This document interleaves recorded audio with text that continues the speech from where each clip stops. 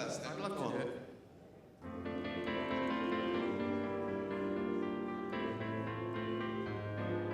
This is lovely. At King Cole was a merry old soul, and a merry old soul came. No, not the bleeding, not the song, the guy. We're up until 1 minute. We're too quick of it. All right, we'll do a quicker version.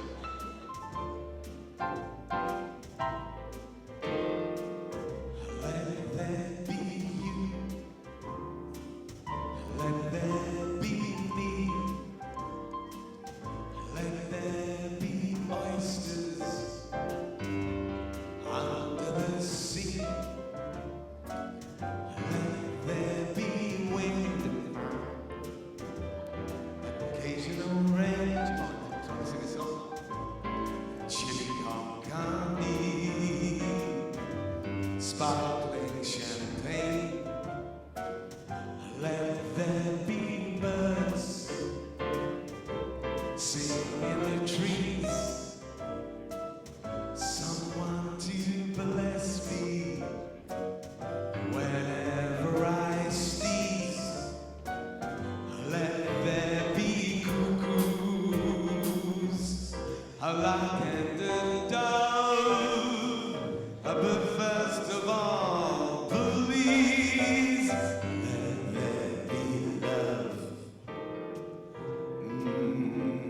Love. Let there be love. Love. Now you were supposed to finish there, you bird. Yes. Got to do the intro. That was the end. Okay, Richard Madison, our tournament director, Chief Executive Officer, WBT, giving me evils there. Thank you very much. Johnny Cleveland, everybody. Bless you, Johnny. Always a pleasure, mate. Thank you so much. Well, it's semi-finals. Oh, I'm excited. I'm excited, and we've got a couple of matches, fantastic matches lined up for you this afternoon. And to our first now, time to introduce the players. And our first partnership, who have proved just how dangerous they can be after knocking out some of the biggest names in this competition. Ladies and gentlemen, it's Scotland's very own Ronnie Duncan and Colin Walker.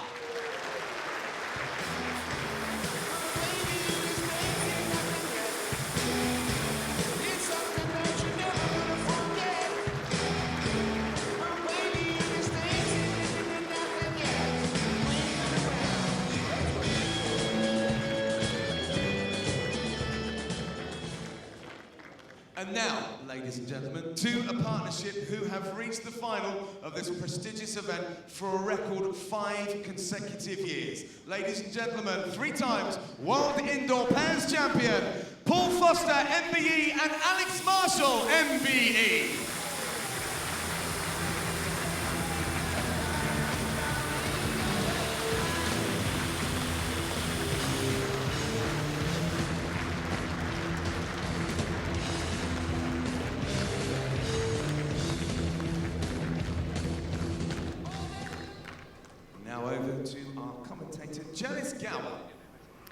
Well, thanks very much, Richie Baird. I think we're in for a really interesting afternoon of bowls here at the World Indoor Bowls Championships, hosted by Potter's Resort and kindly sponsored by Just Retirement. First of the World Pairs semi-finals. And I'm delighted to welcome into commentary with me one of the top players in the world, Jonathan Ross. Welcome to commentary, John. Afternoon, Janice. Looking forward to this game. Should be a really good game with past world champions against the informed pair of Colin Walker and Ronnie Duncan. Yes, an all Scotland affair here. As Richie just introduced there, Paul Foster and Alec Marshall, the most successful pair in the world pairs here. 5 consecutive years in the final. They've won it 3 out of those 5 times. But they are facing Colin Walker and Ronnie Duncan. Long-term friends, play together a lot. And of course, Jonathan, the teammates of yours, with the Irish accent, you are actually representing Scotland now. Yes, well, I'm an ex-player indoor now, but I'm a current outdoor with these guys. Come, quick on this time. All the way back now. All the way back. Yeah, hold on. Good reply there by Paul. For those of you just joining us for the first time, we played 2 sets of 9 ends, and if necessary, a 3-end tie-break. The players are mic'd up out there. That gives us the opportunity to hear what the guys are considering shots-wise. And I'm sure, John, you'll let us know if you think they're looking at a wrong shot.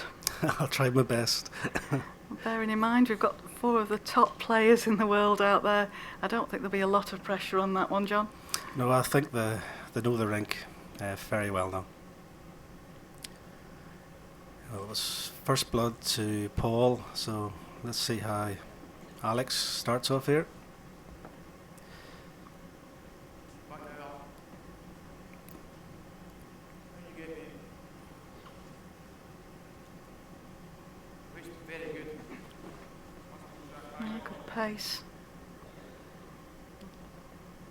We always promise, John, to tell the viewers what bowls the players are playing with. Some people like to know to watch the lines. Well, 3 out of the 4 are playing with Aero Groove, and that's Ronnie Duncan, Paul Foster and Alec Marshall. Colin Walker plays with Henselite Tigers. That's not far away, actually. Yeah, this year the carpet's quite flat, so most people are tending to play with a swinging bowl if possible. Come on, mate. Hurry, hurry. It's a good track. Fly, Ronnie. Well, the guys are just trying to feel the pace of the carpet. Let's see whether Colin can adjust, draw the shot.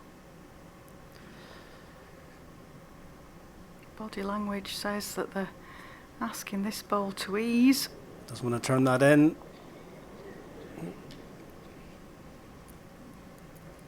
One shot, Foster and Marshall. Well, opening end goes to Paul Foster and Alec Marshall.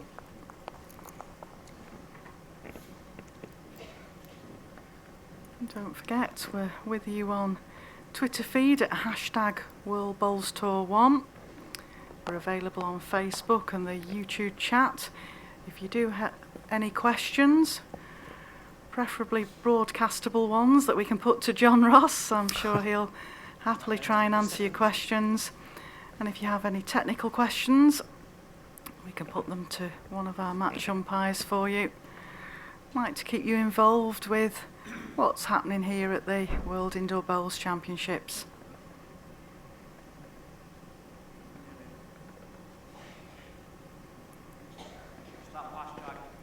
Early ends, John, in any game, it's just working out what length to play and settling in. Yeah, it's just settling in. Once the crowd's settled down, just find their feet with their weight in line. Looks as if Paul's decided to play backhands and Ronnie with his forehands.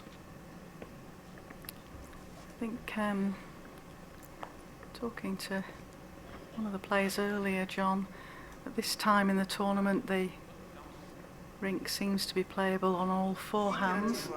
Yeah, all hands are gettable. I think it's just a preference for yourself. At different lengths, I prefer different hands. Coming this way, I prefer the backhand long and forehand when it's short.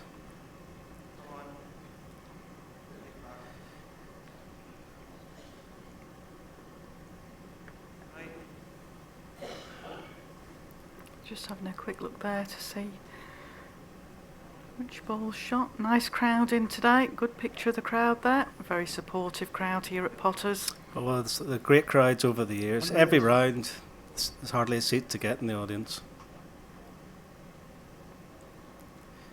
And they like it at Potters Resort here because they get to rub shoulders with the players. A number of them tend to stop you when you're out and about and ask questions, John. Yeah, it takes about half an hour to get to the restaurant with all these questions. Oh, you're good to your mate. Oh, Alex, Up high. Very all good. on the pace here. Yeah, good bowl.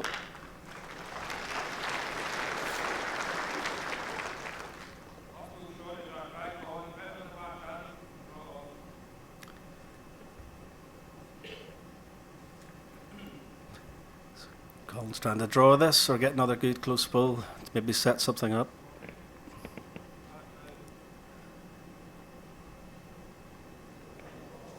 Yeah, just a little heavy. And again, mate. Columns 12 inches past.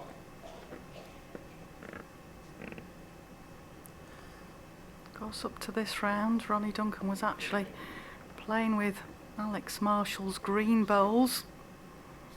I asked him this morning, was he playing with Alex's red bowls, but he has his own red bowls. So Alex is now playing with the bowls that Ronnie Duncan played with. There you go, that was a confusing sentence to say. It's almost Irish. Right, can Colin make the adjustment? It's a good height. Ronnie's asking it to come back. One shot, Foster and Marshall. Yeah, another shot to Paul Foster and Alec Marshall there.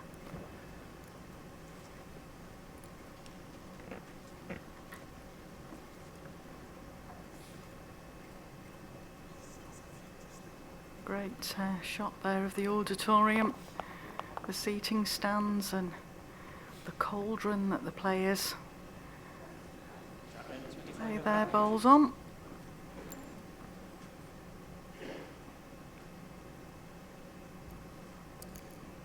Oh, he didn't like that. Something happened there. Might have been a disturbance in the crowd, but Paul certainly didn't like that when he put it down. Next time.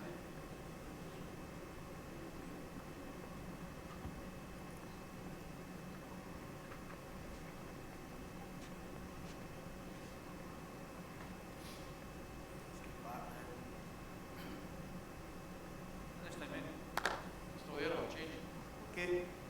You're 4.5 feet down. Like that. Not a bad combination, the world number 2 and world number 3 playing together. You can't ask for much better. I mean, outdoor they're a formidable pair as well, winning the Commonwealth Gold. Tighten up, go, your weight's good, Ronnie.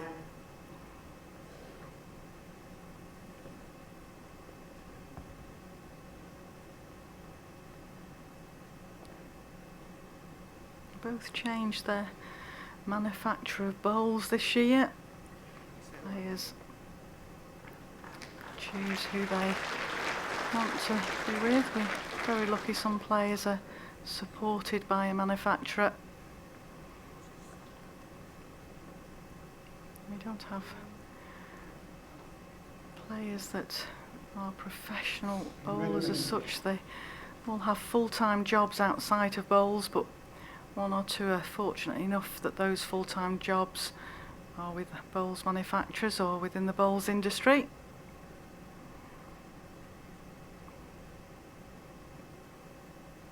One of the questions we do get frequently asked, John, is about Very good, mate.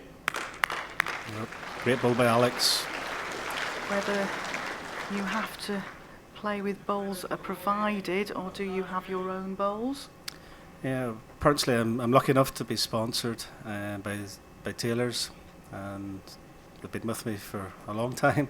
But I've the choice of the bowls they provide, or can use the stock bowls here at Potters. Oh, that's a fantastic bowl from Colin. It's Great much bowl needed. from Colin. Yeah, great bowl from Colin.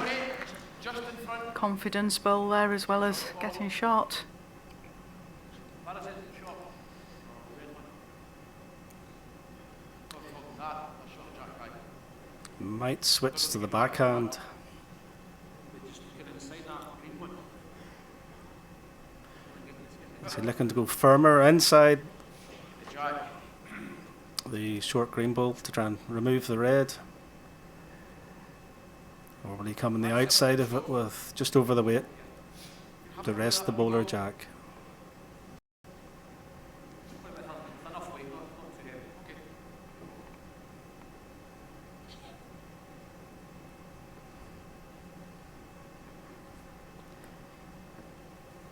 Okay. Yeah, going firm.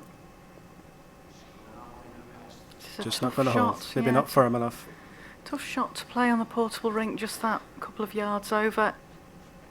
It's extremely hard. It's just a fine line from getting it right and getting it wrong. Fast Alex, bye.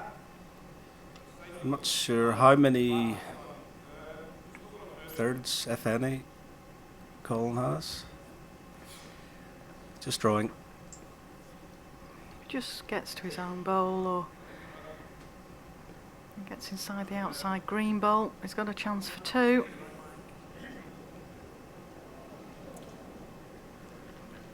One shot, Duncan and Walker.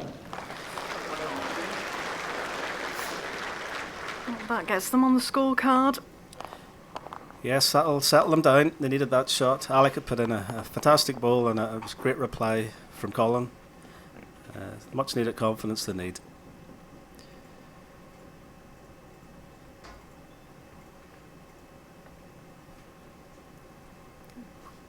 In the previous games, Colin and Ronnie, who are the Scottish qualifiers here, tended to play the longer length jack, and yet they've gone back to a longer length jack.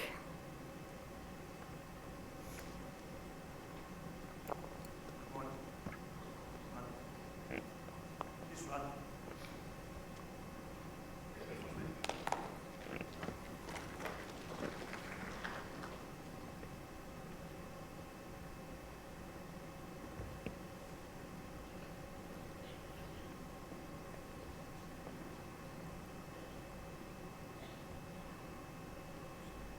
Ball looks a good line.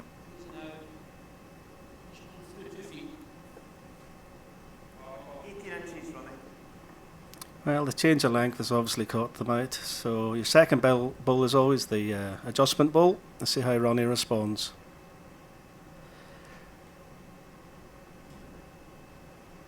Come on, come back. Looks close here, all on his pace. That's only beat me.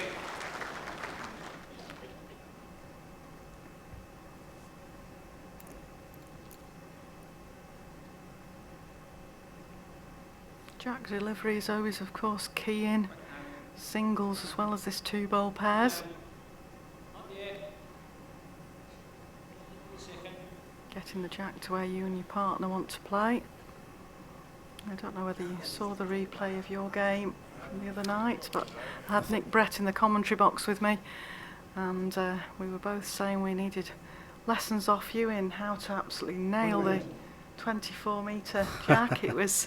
We actually even had a question in from one of the viewers to Nick to say, do you think John Ross will be playing the 24-metre jack when he goes into his singles game?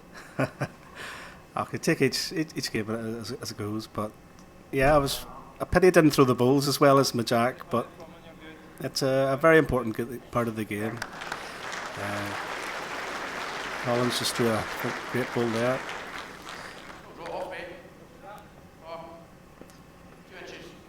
But jack length is very important at this level, especially.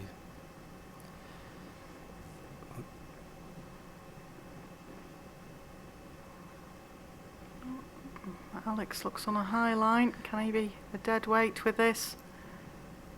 Doesn't like it. Just overplayed. Well, we're indicating 2 red at the moment. Yeah, looking to cover the respot in case Alex goes to the drive.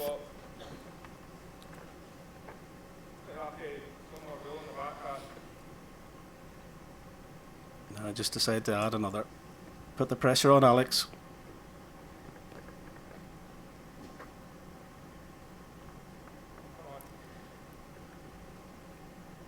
Looks close, John. They get past the short. No. Well, let's cover the drive a little. Forces Alex into the harder timing shot.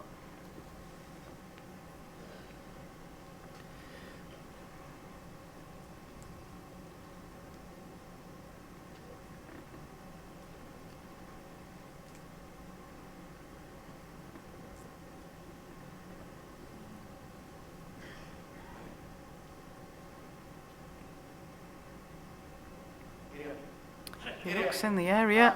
Likes it. Paul shading it. Good try.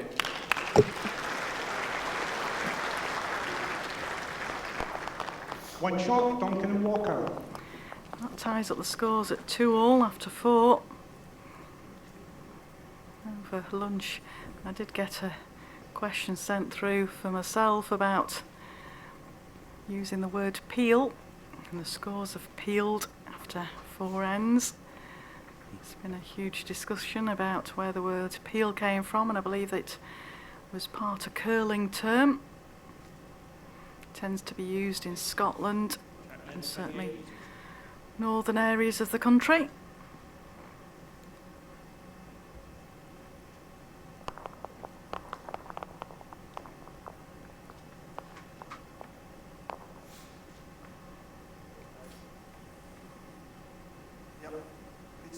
Good start here from Ronnie Duncan.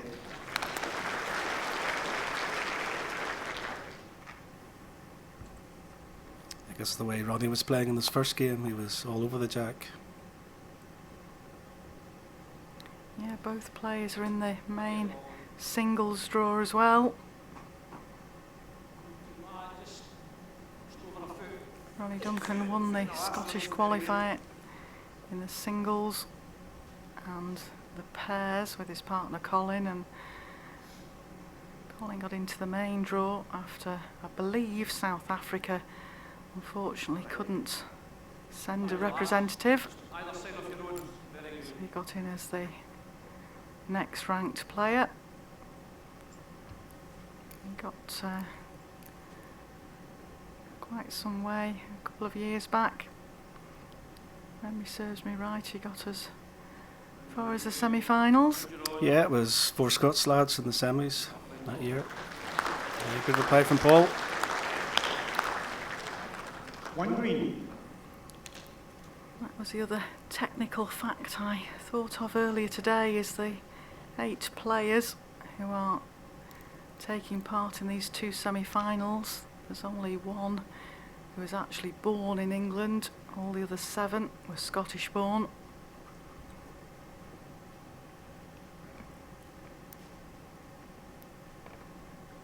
One Scottish player said to me earlier today, well, what do you expect? Of course the Scottish will be there.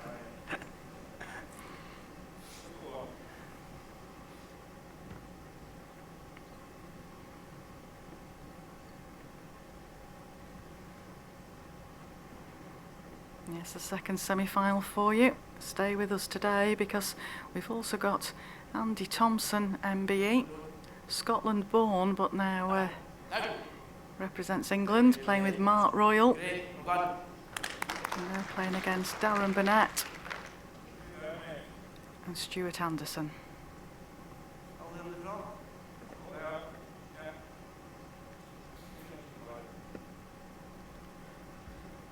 Just a draw on for Colin. Can rest that green ball. Yeah, he's played some phenomenal He's looking at it. Well, all on pace. Oh, What a superb. ball. Great ball. Great on the action replay here. Look, perfectly positioned as well. Yeah, they've got the back position. I'm not sure what Alex has on here from this angle. Perfectly weighted bowl as well there, John, because if he'd have took the jack out, it would have given Alex a bit more of a target. Yeah. I think it's just a draw.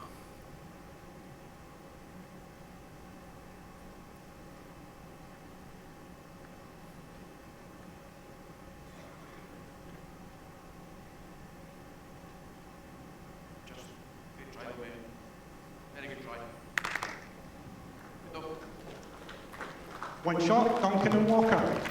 That was a good standard of bowls by all 4 players there. Looks as if they're settling in. Yeah, as expected. Very tight game. Colin Walker and Ronnie Duncan now lead 3-2 after 5 ends. There's only been counts of 1 shot at every end.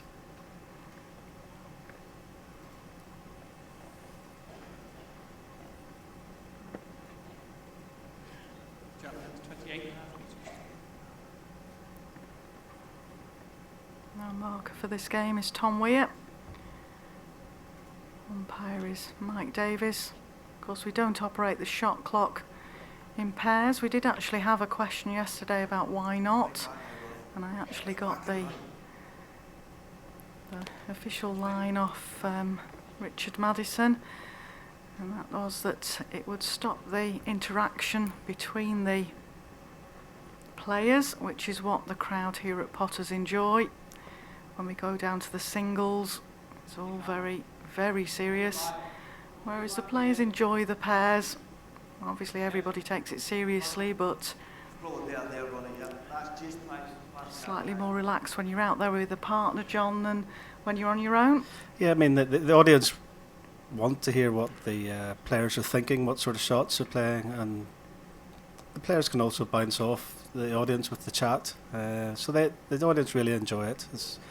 It's a few years ago we didn't have the pairs, and the players did miss it. I mean, when it was televised, it was taken off, and the crowd always wanted it back. So we have at Potters, we've got the finals every year, and I think everybody likes that. And close here, Paul, I think. Yeah, good goal to Paul.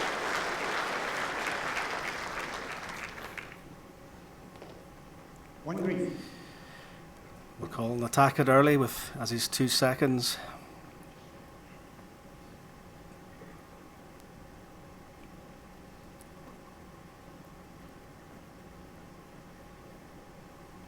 I think it's always worth probably trying to change something with your first bowl. Gives you another bowl to correct any problems. Just trying to draw it off.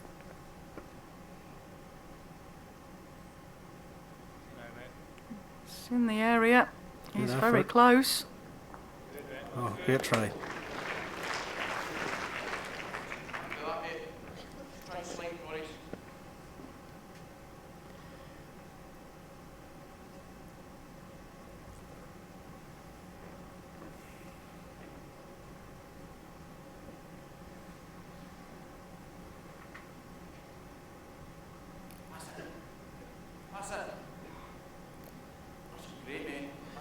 Yeah, good position there.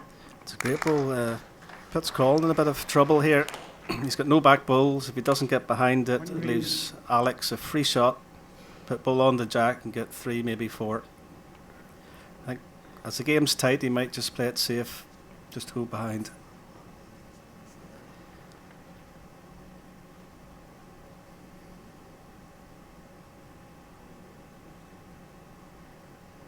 I think that's what they're discussing.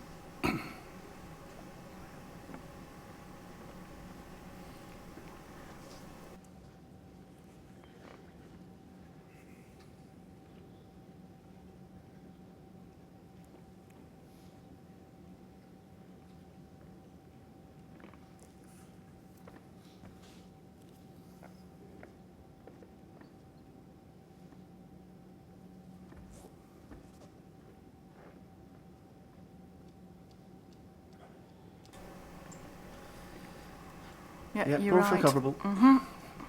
Good call there, John.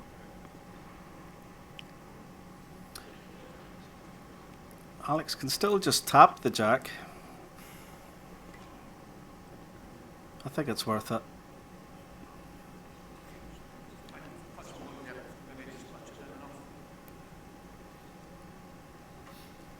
Maybe trying to play with about 1.5 feet, 2 feet away here.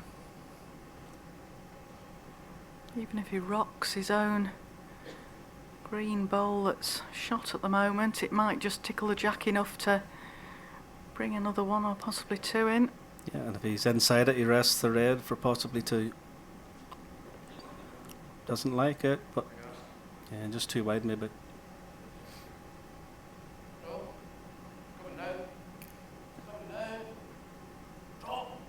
Drop. Very good, mate. Oh, knocked the ball over. He had the perfect weight Two for shots, inside. Foster I'm not sure he was and looking that, but he'll take it. Yeah, as you said, I'm not sure quite whether that was what he intended, but it was. It was awesome. Alex Marshall and Paul Foster now go 4-3 up after 6 ends. We often say in these 9 end sets that the 7th end is crucial.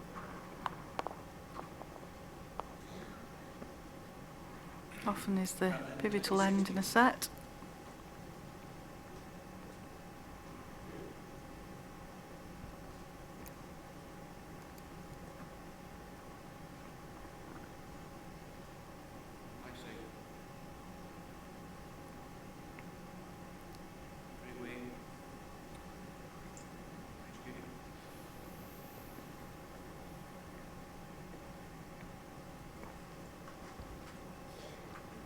At the qualifying stages, Colin Walker and Ronnie Duncan will have played 7 end sets. When we get to the World Bowls Tour ranking events, we have the luxury that it goes to 9 end sets, which just gives you that little bit more leeway, John.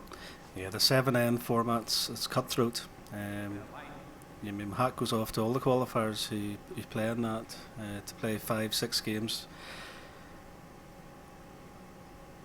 But as you say, the 9 ends, you can go down early, as we were in the pairs after 3 ends. I think we're 7-1, 8-1 down, but managed to come back well and almost pinched the set. We end up peeling it. That's the word of the day. Our friend from Perth, Neil, will be well pleased we've had that word in a couple of times for him, John. Yes.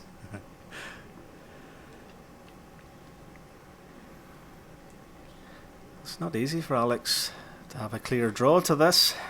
So Ronnie's last ball just, I think, blocked the forehand.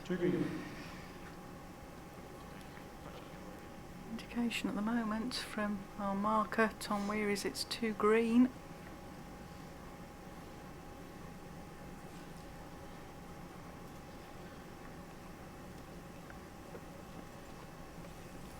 He would like it close, but he doesn't want to set a catch. That's just a dilemma here, because I think with Colin with the best back and a free run at the jack,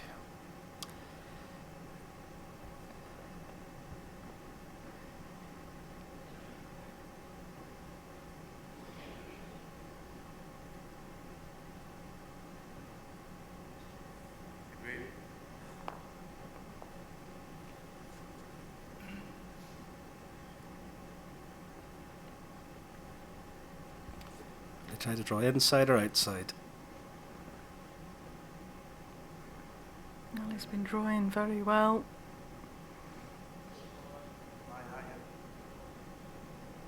Just needs to slip past it. Yeah. Enough for shot.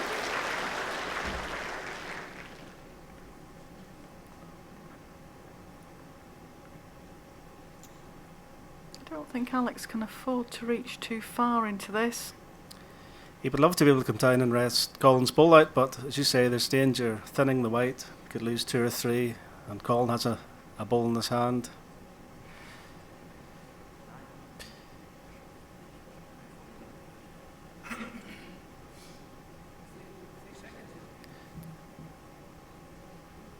And then Colin has a shot as well, if Alec misses. So it's not easy for Alex. He was just asking how many seconds, and Paul indicated 2 seconds.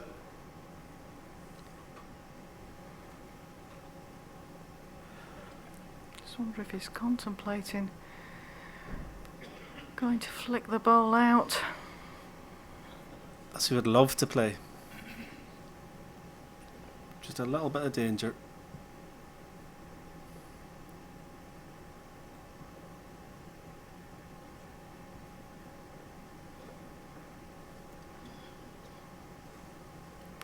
Just trying to get inside the green bowls. Just holding off again. Yeah, if he turns something up. Oh, that's it for shot. Could be. One green. Yeah. Now Ronnie's the running shot. You could Yeah. get 2 or 3, maybe more out of this. Yeah, could be a big shot here for Colin. Ronnie was just showing him the kind of shot to play. Anything where the jack comes over to the left-hand side of your screen is good for the Scottish qualifiers. I think the problem is Colin, I don't think he's got third shot, or maybe that's what they're debating. Alex may have shot and third and fourth. Yeah, that's the indication that Paul Foster gave us before. So I think he's afraid of taking his own ball out, but I think he's got to play something similar to Alex. Over the weight, turn the jack, rest the ball.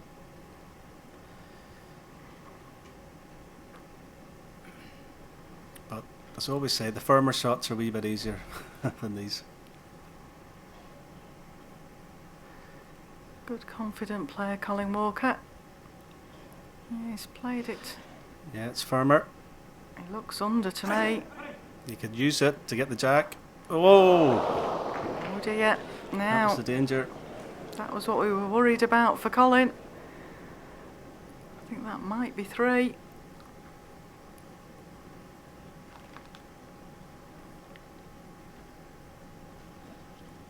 It's 2. Mike Davis being Two green, called one on. three. To measure, it's 2 green declared. Well, that was the danger playing that bowl, John, really. Yeah, but it was a little bit lucky to find the hole. I mean, he always had a chance coming off the inside of that, but I did say that was the only bad shot or bad result he could get. And this is a pivotal end, as you say. And if it's 3, that's Alex and Paul in the driving seat. 4 up, 2 to go.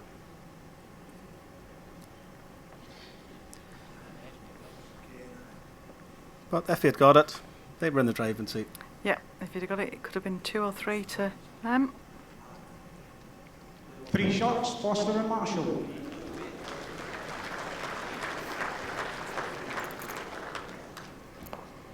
Yeah, 3 shots gives the partnership of Paul Foster and Alex Marshall a lead of 7-3 after 7 ends.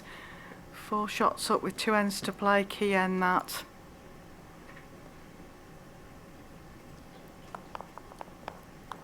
This stage, Ronnie and Colin will just be looking for 2 2s at minimum. Get appeals out of the set. We'll have to have a counter for how many times we use the word peels. Are we getting paid per?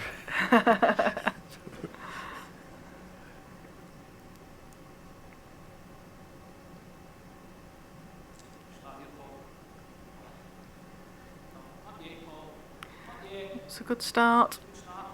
Yeah, very good start. Right, Ronnie, can you step up here and put a front toucher?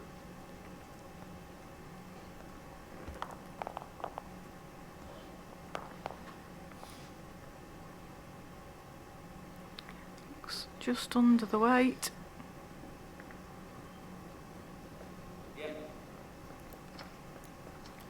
Not the ball he wanted at this stage, but it's 3 more balls.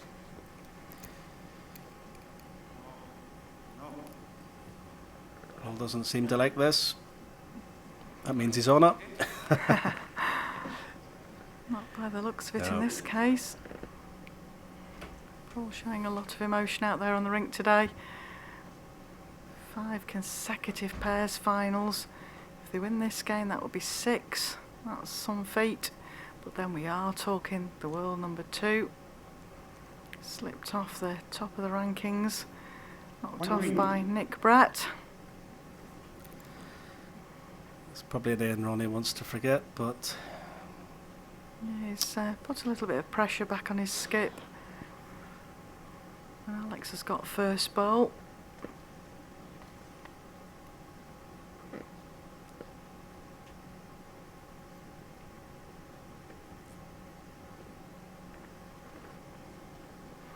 Alex will really want to finish this set off, try and consolidate the lead.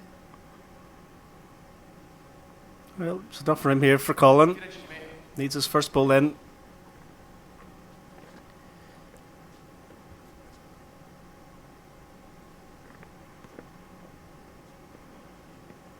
That's a good track. Asking it to ease.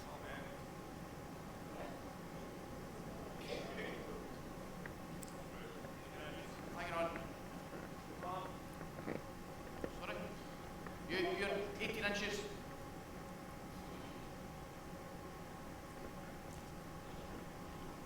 Sticking to the same hand, just trying to improve on his first delivery.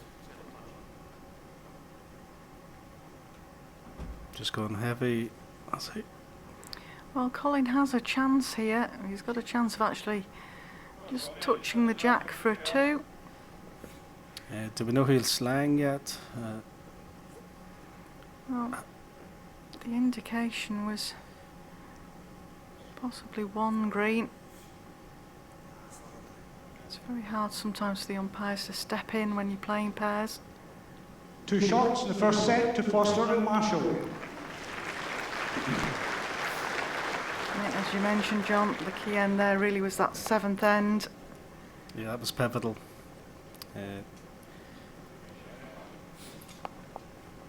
So we step into the second set. Colin Walker and Ronnie Duncan have got to win this set to take us into a 3-end tie-break.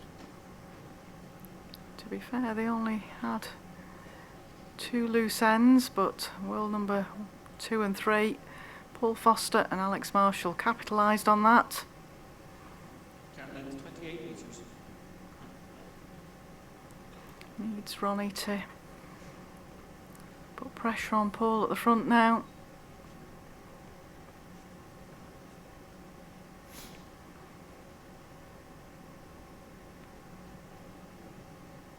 Come on, right up. That's not a bad start. Yeah, good start. Probably wishing he did that the end before, but that's bowls. Pressure was on.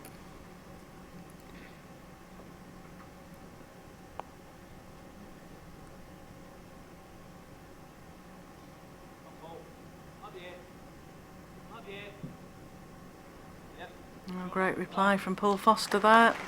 Still there, Ronnie, just get to that. You slip it's good. Winning the first set might just ease Paul a little bit and start playing the way he can. And it was certainly a great reply.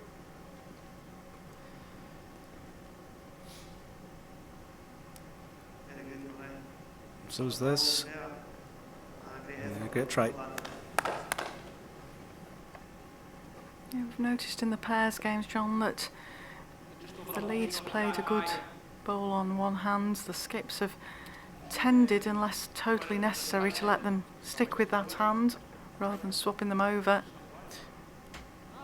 Yeah, I mean, Having your own up is good. If you just drop inside, as a lead you should be playing your own hand as much as you can. There will be times you have to change, and that's up to the skip to let us know. Well, Paul just looking as Alex was Trying to instructing lift his there. own. Yeah, to get. He's very close to what he was asked to play. Yeah, very good bowl. Fantastic ball. Colin will be using weight of some sort. Yeah, it's likely to still get a piece of the jack if he plays it off his forehand, but backhand he might be able to play his own ball on. So I think at the end of the day, John, he's got to open it up really. He doesn't want to start being under pressure early doors. He's got to open it up. I'm not sure there's a chance just to flick the 2 balls out, but without moving the jack. But as you should say, must hit the target, open it up. Close, very close. Oh, super ball, as I Both said. balls clean, yeah. The 2 balls did go without moving the jack.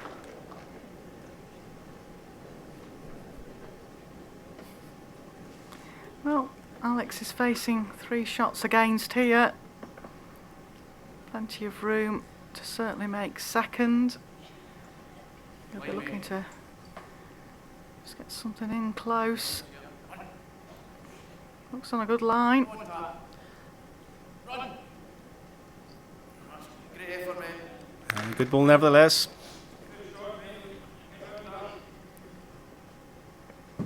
Just narrows the distance. Colin has to draw for 2. Just looking to slip past the green bowl.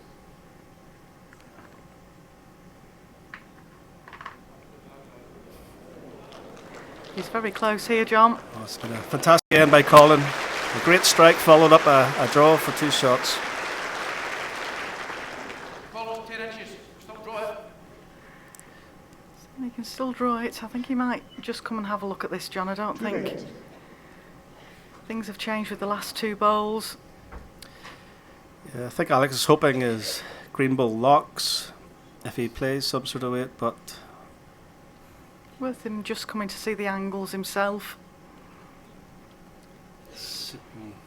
there's always an element of danger with weight, no matter what he plays. But will he be playing the forehand, punch the green into the 2 reds, hope it stays? So it might stay as well. I think that's his option. Just doesn't want the edge of the red ball onto the jack, and just depends on the weight he plays. Yeah, it's Just safe playing weight. just over the draw, really. Try that. Try it.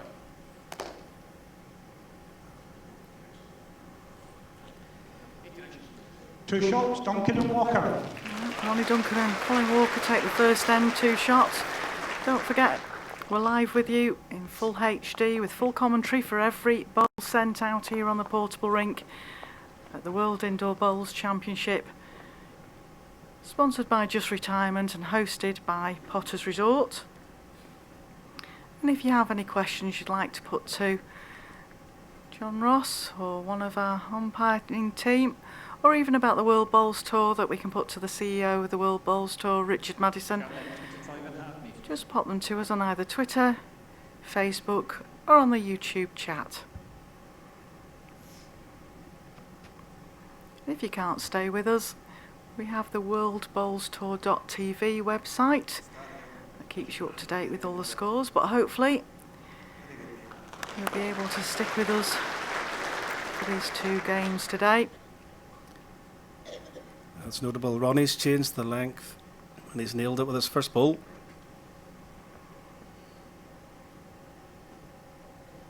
Chance ball.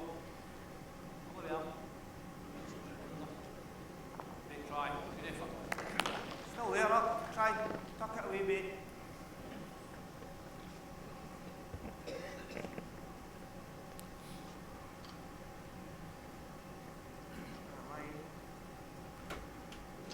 Looks on a good track again. Might just be a little overplayed, but good home.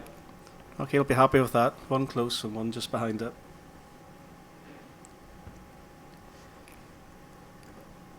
Line.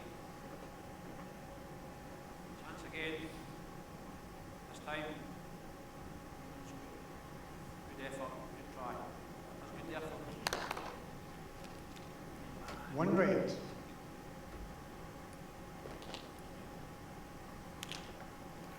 Both these pairings are good friends on and off the green. Both play together in other events as well, so they know each other's games.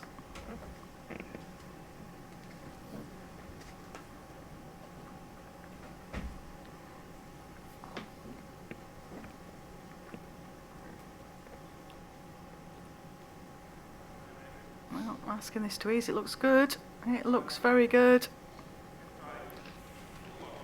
Might just not be counting.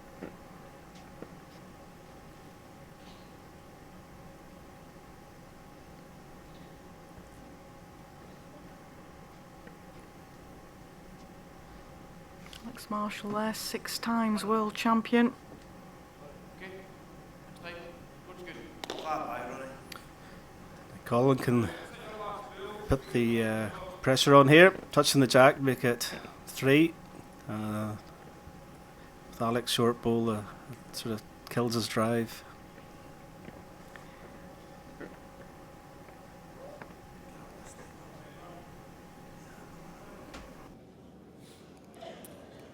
On that line, mate. Road's good. We'll get it.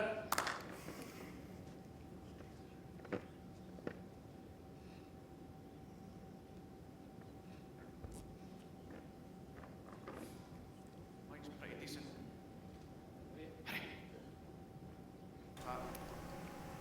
Hurry. Well, we've got a question for you, John, from the viewers. A number of the players so far have seemed to One shot, Duncan and Walker. short bowls. The bowls seem to be pulling up very quickly. Is there a difference between the surface out there and the surface at other venues? Yeah, the carpet this year is running a little bit slower. Normally it's set for 17 and a half seconds, and it's probably playing a good second less, maybe more, I'm not sure. So that equates to 2 or 3 yards at least. So I'm not sure what it is, whether it's a new underlay or what, but I do notice that they've taken away the lighting in the ceiling. There used to be 50 or so lamps, and it was always a warm venue, so maybe that's just the difference this year. Yeah, you went away with a suntan after you'd played a few games before, John. Yeah, especially with my hair colour, the beaker haircut. Oh, Ronnie's got a good lead again here. Yes, of course, for those viewers that don't know, this is a portable rink. So it's laid on top of the international arena rinks here at Potter's Resort. So it's got a staging under it, and then the underlay and carpet, and then we build a set round it. So it's slightly shorter than your average rinks. As John mentioned, not running just quite as quick as sometimes it does.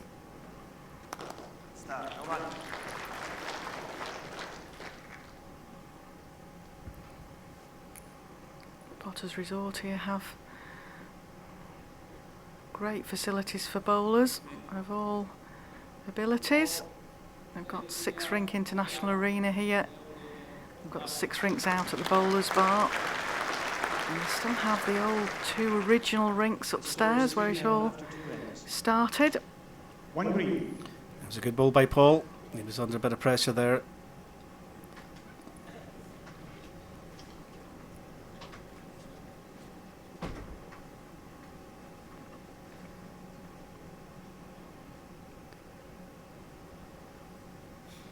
Sticking to his favourite forehand. Nice draw.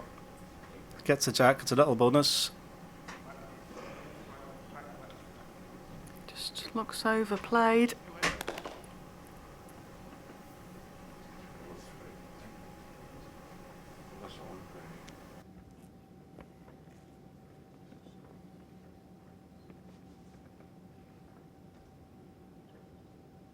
Down you get.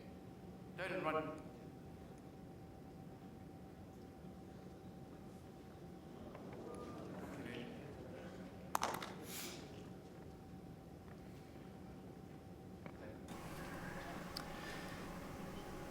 Not sure if the angles once again, but is there a shot on the forehand? Play about a couple of yards away. You could use Alex's last ball to go into the green, or get onto the green that's nearest the jack to push the jack back to his red balls. I guess that's what he's coming up to look at. I think it's worth having a look at it. The way that the 2 green balls might split away from the jack, like the end before he had a runner. Just leave the jack where it is, and he'll lie 2. He's got all the play behind the head. It's a bit of a smile between Colin and Paul Foster there. They, as I mentioned before, teammates in Scotland, so there'll be a little bit of banter out there, I would think, John. Yeah, there'll be, well, not too much now. There's a lot at stake here, a place in the World Final. Yeah. Qualifiers have won the pairs before. I seem to remember some of your teammates from your Accent venue, Ireland. I think it was Jeremy Henry and Ian McClure won it here, didn't they, as qualifiers? Yes, they did. That was, can't remember there, it was a good while back. He's got it. Oh, yeah, great ball, great ball. from Colin Walker there. Yep. You call that perfect, John? It's a pity I can't play the way I talk. We always say you don't play a bad bowl in the commentary box. It's good to get a player's point of view on shots. And that was perfect delivery by Colin Walker. Pressure back on Alex Marshall now. Nothing but a dead draw. Didn't seem to like that one. Well, Don't think he delivered it rightly. He got up off the shot 3 quite shots, quick. Duncan and Walker. that's a big change. 3 shots to Colin Walker and Ronnie Duncan means they're 6-0 up after 3 ends. Are we going for a tiebreaker then, Janice? Well, I was just thinking that. Yeah, there's plenty of ends left. As I said, we came back in our first set after 3 or 4 ends well down. So, a lot of play in this set. Yeah, the crowds like the tie breaks. The players would happily avoid them, I think. You'd far rather win 2 straight sets than have to go to a tie break. Yep, does the old ticker a bit of good not playing them.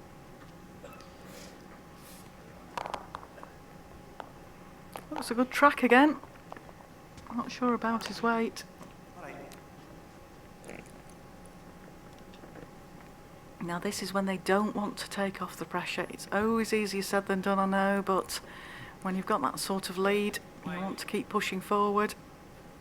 Especially against Paul and Alex. Here's Paul responding. Yeah, great ball. Good, she's off it, Ronnie. Something close now, Ronnie, would help your partner.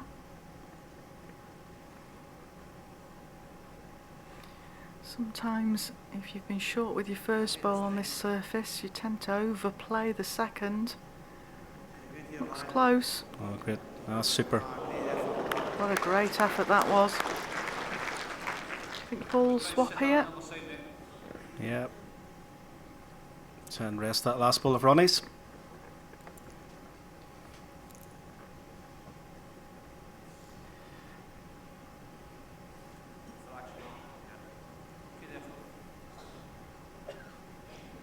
One green. Yeah, it's finished a good home. Stops Colin playing too heavy.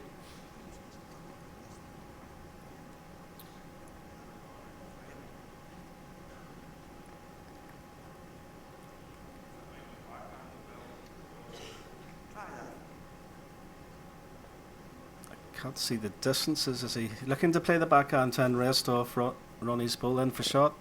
Or he's playing the 4. Nice draw. He could touch the jack for 2. Oh, he turned his back on that pretty quickly.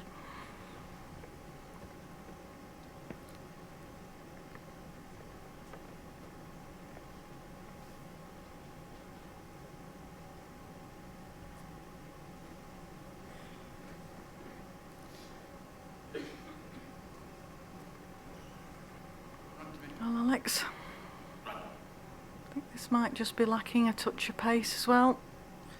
Doesn't want to widen this. Just little hard lines, mate. Foot really helping, is it? Yeah, swap into the backhand, I think, to Ronnie just indicated if he rests off his bowl, he's got a chance. You don't want to drop a count. Well, if he's here, track looks amazing. Good effort. Last ball flat. Beforehand, mate. Has to be.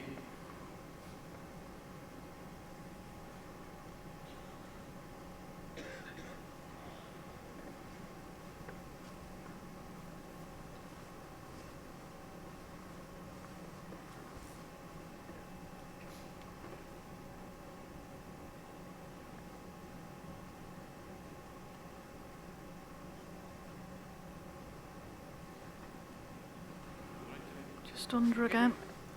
One shot, Foster and Marshall.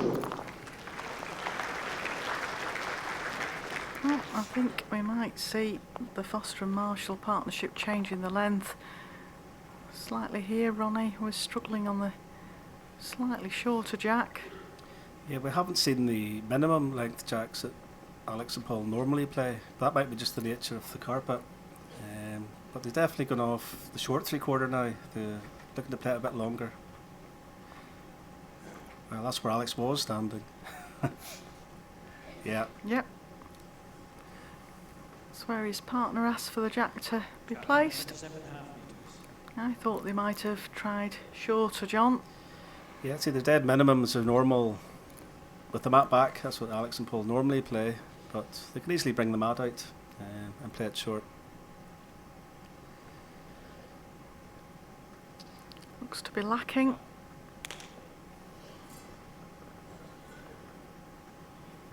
But I think Paul played 2 good bowls the last time we went at this length. So he was just trying to repeat that.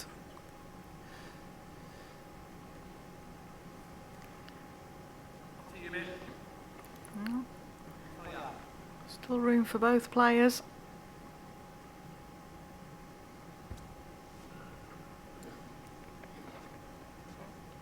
Nice to see Mrs. Potter in there.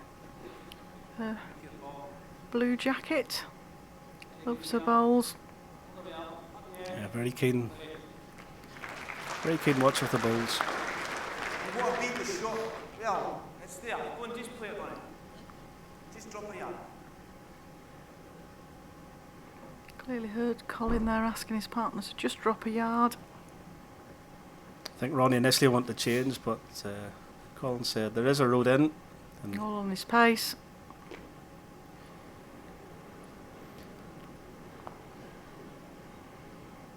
Oh, she said not the time to slack off. And yeah, we found that in the first set. Ronnie played a loose end and the Marshall and Foster partnership capitalised on that. Colin Walker will be fully aware of that. He's a man that can take the pressure, but as is this man on the mat about to deliver this bowl.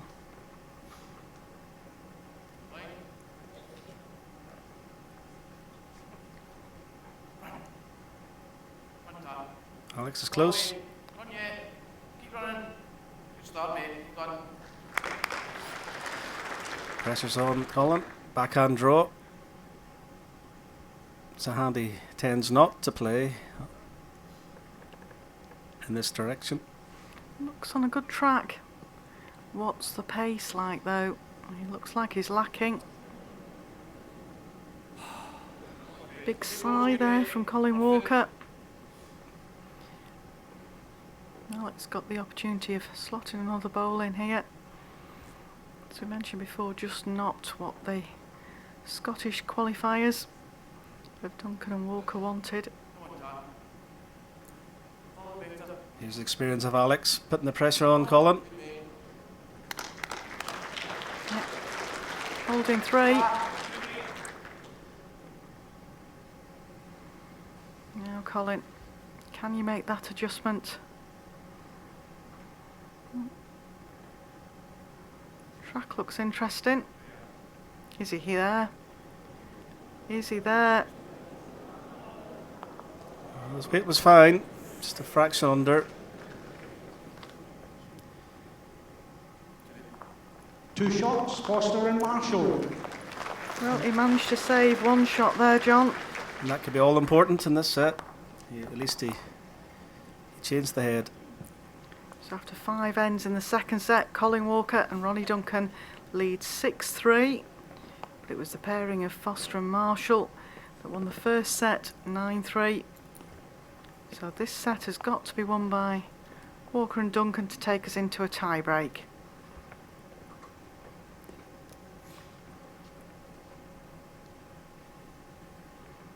Track length's 28 metres. Great crowd in here watching today.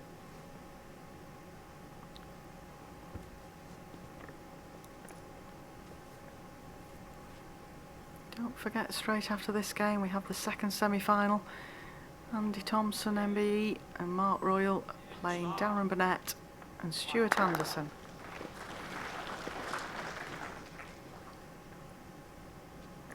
Three previous world champions.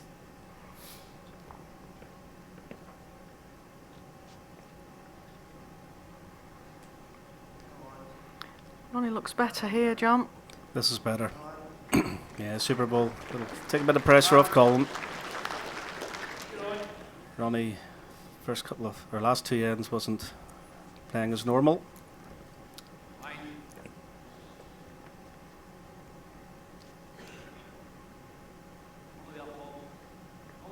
Paul's chasing this. Looks good. Yeah, great ball. Oh, very good. Still there, Ronnie. Just need to set that off.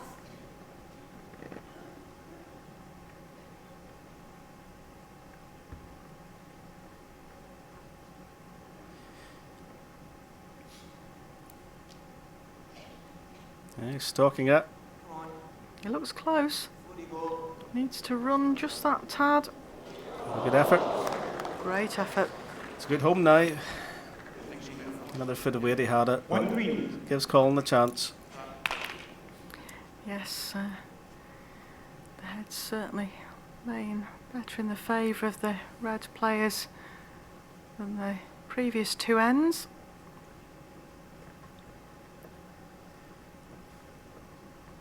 Alex just playing the backhand. Just playing split the reds or a draw to the nearest red.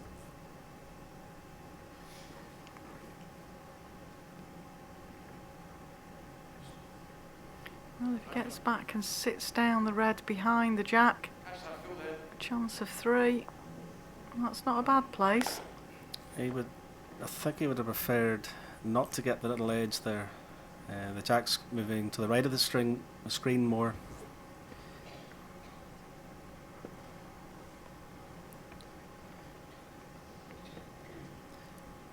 Just overplayed, I think, on that line. Yeah, 1 yard, mate. Looks pretty good. That's another one in that area. I think Alex will just want to cover those three bowls. If he gets to the back bowl and sits it down, he's got a chance of holding three himself. Just under, is he? But If he gets to the short bowl of Paul's, might change the Oh, angles he'll a like bit. that. Yeah. Could be two. it's made life difficult for Colin, I think.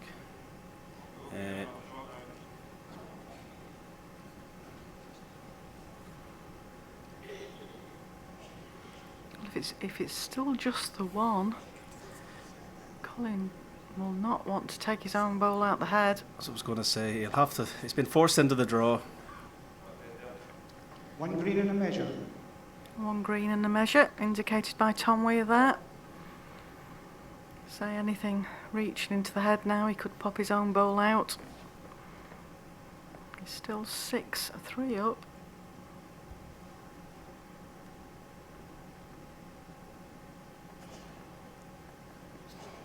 Well, track looks good. And what's the weight like?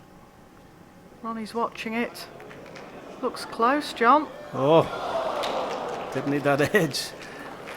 That just wrecked him. Looks perfect. The crowd appreciated that effort. It was so close. Playing some good bowls here. Umpire's been called for the second shot. One shot conceded to green. Mike Davis coming out to let us know whether it's two. Been almost the perfect delivery from Colin there. It's one of those ones. If he got it thicker the short ball, he could have flopped in for shot. But the fine edge was the worst result he could have got.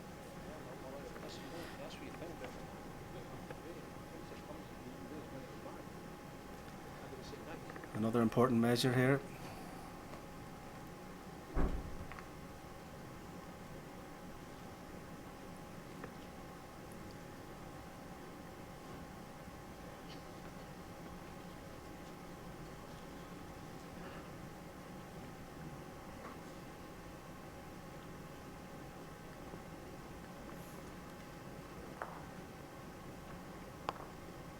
like it might be the green.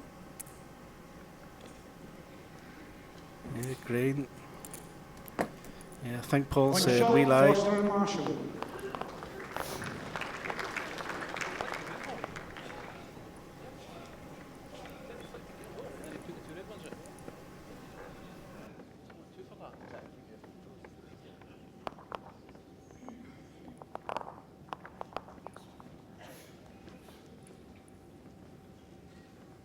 Track length 27.5 metres.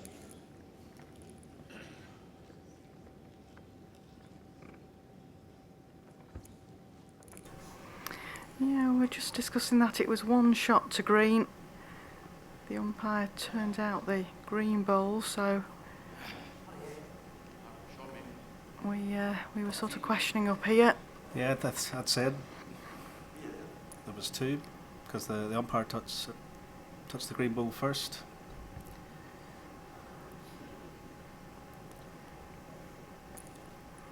That's one we can ask the umpire later.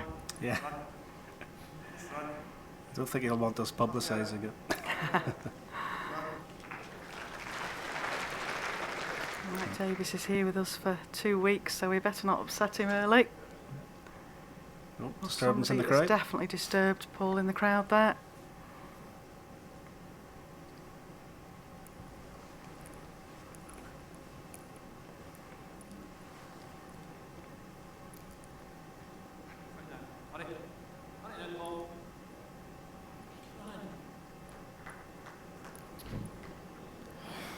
Well, Paul's played a poor end by his standards. Ronnie needs to step in and capitalise.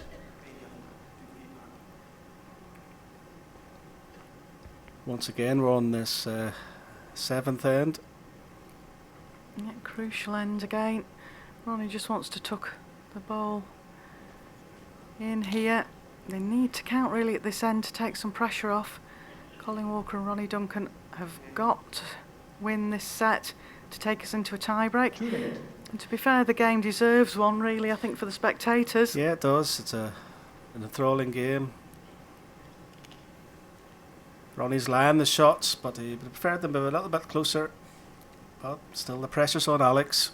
He still has to draw inside that distance.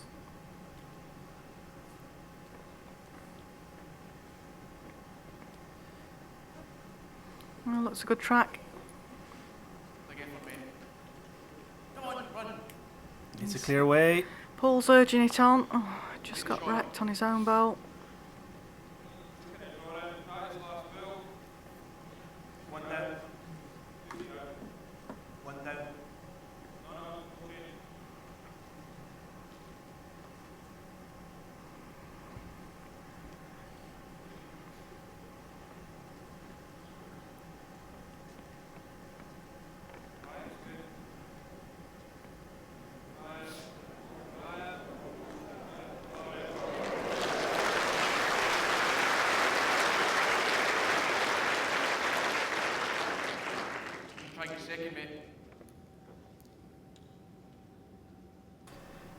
Great ball by Colin, puts the pressure, more pressure on Alex. It's a big ball from Alex, otherwise he'll be going to a tie break. Looks like it's just hanging off. Well, second shot, is it? It's Yeah. a good ball anyway. Ronnie's just indicated it's second shot. Colin just will want to try and get another in here. So obviously that would really help them going into the last two ends. And I think we might be looking at a tie break if this ball makes it back to the jack. It just hung off. One shot, Duncan and Walker. Duncan and Walker take a 7-4 lead after 7 ends. 3 up with 2 ends to play in a set they have to win, as Foster and Marshall won the first set. We've just had a question in. I will get the exact number for you at some time, folks, but we've had a query in as to how many seats there are in the auditorium here. And we kind of think between us, John, it's about 12 to 1400. I believe so. 26.5 metres. I'm not sure they will reduce the seating for certain times of the event. I'm not sure. But I think it's around 1200 to 14, as you say. Yeah, we'll certainly try to get you the exact figure before the second semi-final. We know a man in the know. It's just catching hold of that man in the know. Seeking here, seeking there. Good reply. Good start from Ronnie. Needs to do more of that if you want to close this set out. I know I found out the other day that it's the seating in the restaurant's about 750. Right. So it's an amazing amount of pieces of cake. But it's superb how they handle it, and the meals are first class. That's good tea. Well worth coming down and visiting Potters when you get the chance. We are a sellout for next week, and but obviously they have bowls breaks on during the winter months. So great venue for bowls. Well, Ronnie's just put a good bowl in for Colin. That sort of closes the head down a touch for him. You know, Paul Foster and Alec Marshall will be looking to score 2 here. Okay. Even if they score 1, it means they only need to tie this set. Colin will just be looking to draw this off. If he gets a piece of the jack, John, that'll be very good. Yeah, just rest the green bowl, fall over on top of the jack. Or as you say, turn the jack round the corner.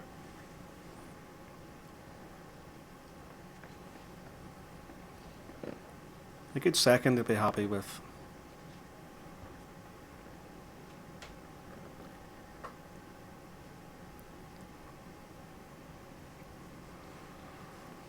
Track looks good. Just a touch overplayed. Didn't want to be short though. Didn't want to set up a target. I know it's the best, but just feel it's safer. Yeah, Paul just indicating the safer shots in the backhand, although Alex would really want to play the 4 to draw. He prefers that hand. Only thing it leaves it for Colin to play. Try and drop inside the red one then. So what's he decided on? Backhand it is.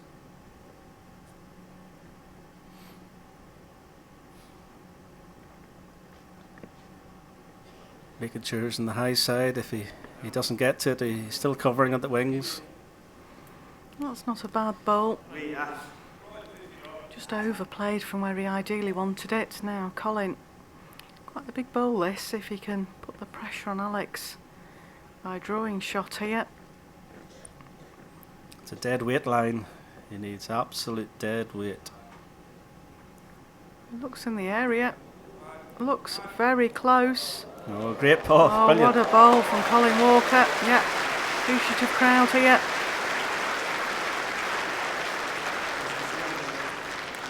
Nice smile and handshake from the 2 Scottish qualifiers. Alex looking at the respot. Even if he has to go for it. If he loses 2, it's very unlikely he's going to get the 4 in the last end. So I don't think he's anything to lose.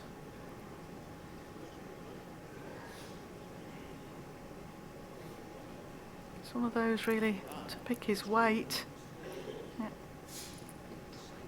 I do like it when these players point at what shots they're thinking about, because it saves us. We haven't got a nice pen that we can mark on the screen for you.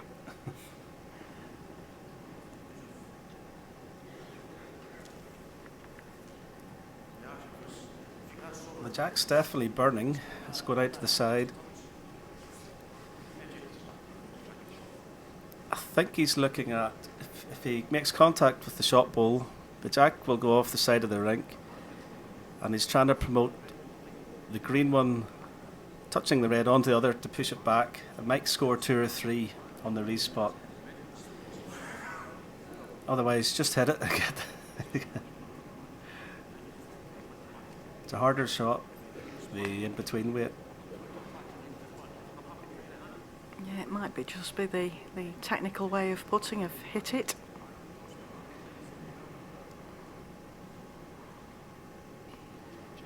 The thing is, when you play weight into it, your own bull is going to be pushing bulls through the head, so it just depends which bull will be coming through the head. Right, so we're end 8, John, and the 3 behind. If they do drop this one, that would be 4 behind. It might be worth just shaking it all up a bit.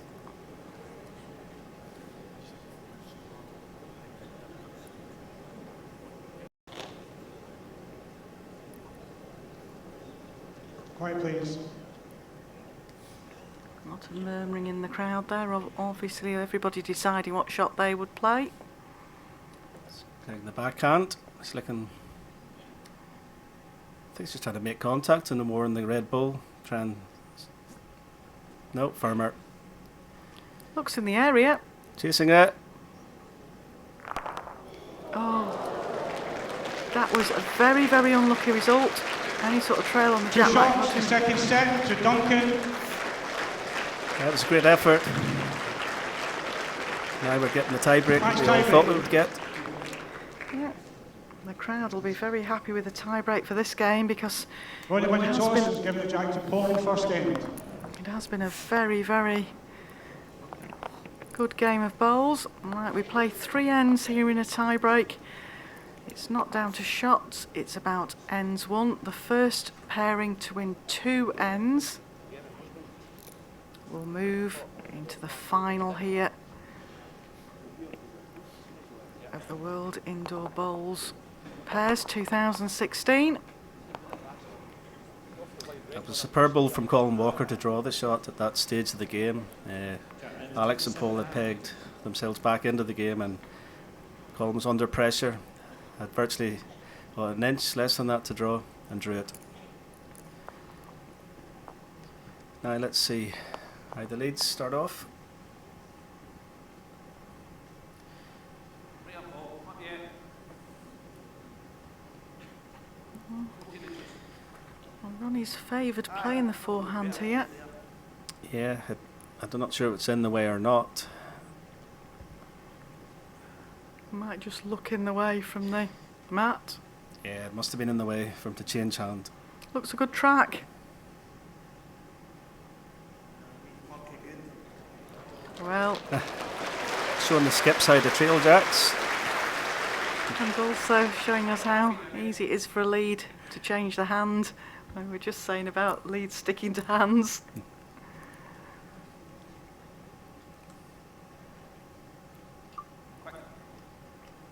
Hurry. Alex shouting this. Looks good. Looks good if it sits That's down. enough. Yeah, great bowl. Still just a draw there, Ronnie. It's 3.5 inches off. Changing him back to his forehand. He has played the forehand very well. Even if he gets a bit of a touch on Paul's bowl. Just looking for the draw. Even if he's behind John, it helps. Yeah, he's probably just. I think he's played it to guarantee himself behind it to give Colin a chance. That'll not be too bad now for Colin. Green. Now, how close is that green bull to the jack?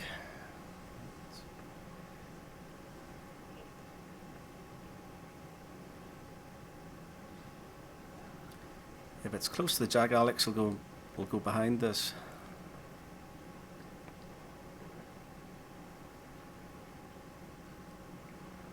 Yeah, as we said before, it doesn't matter how many shots you count, it's winning the end.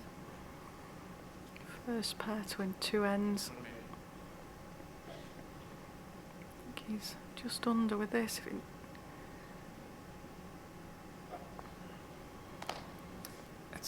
Once again, can the green bull go clean out of the head, leaving the jack? I think that's maybe why Alex was trying to draw another close one. Yeah, Colin's not short at this. He looks in the area. He looks Something. close. Just too thick, is it? Well, that's enough. And 1 bowl shootout between the 2 skips. He's given himself a chance, that was the main thing. Yep, he didn't like the result, but I think it's a fair result. Alex Marshall. Well, if Alex draws close, leaving it jack high, it gives Colin an opportunity for the jack or the bull. So, but Alec will not care at this stage. He just wants to get 5, please. a close ball.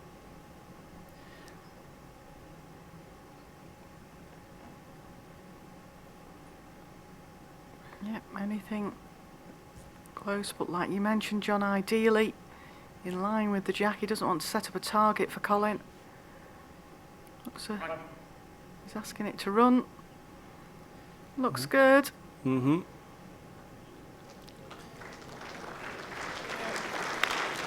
Well, what would you play, John? Bowl or draw it? I think you would have to draw it. Although Colin's very good at the hitting, but it's in your mind. You've 2 feet plus to draw the shot, and in your mind that's the proper shot to play. But it's not easy out in the spot. Well, and what are we thinking? Track looks good. What's the pace like? He's definitely further than Alex, Needs but to move now and ease. Steady. Is it just I think gone? that's heavy. I think it's just gone. First end, Foster and Marshall. I think if Alex was any closer, I think Colin would definitely have ran at that. It was just, but it was the right shot to play. Yeah. 2 feet in front of the jack and 2 feet behind the jack to draw to. He was very close to drawing it. Yeah. Like you say, Alex's bowl really forced Colin into the draw.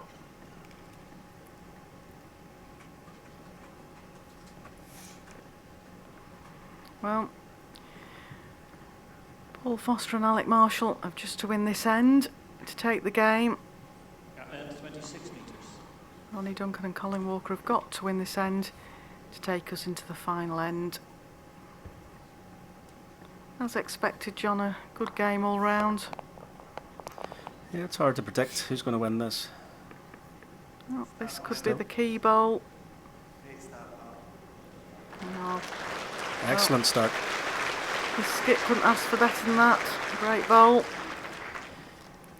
Paul, draw it off or will he go for it? From here we can't quite see how much of the bowl can be seen. From our angle, same as you've got, viewers, it looks like it's directly behind the jack, but there might be part of the bowl you can see more than the other. It's maybe half an inch gap. Wow, as much as that, eh? That's a great bowl off Ronnie. Just try and beat that ball, in fact. Eh? Ball's 2 feet back. Just try and beat Paul's ball to get a second shot. Or Yeah, is he going to... Don't want to set up a target, John. No. Too good a lead bowl to ruin by putting a bowl jack high either side. No, it's all right. It's run through a touch. He didn't want to be short, so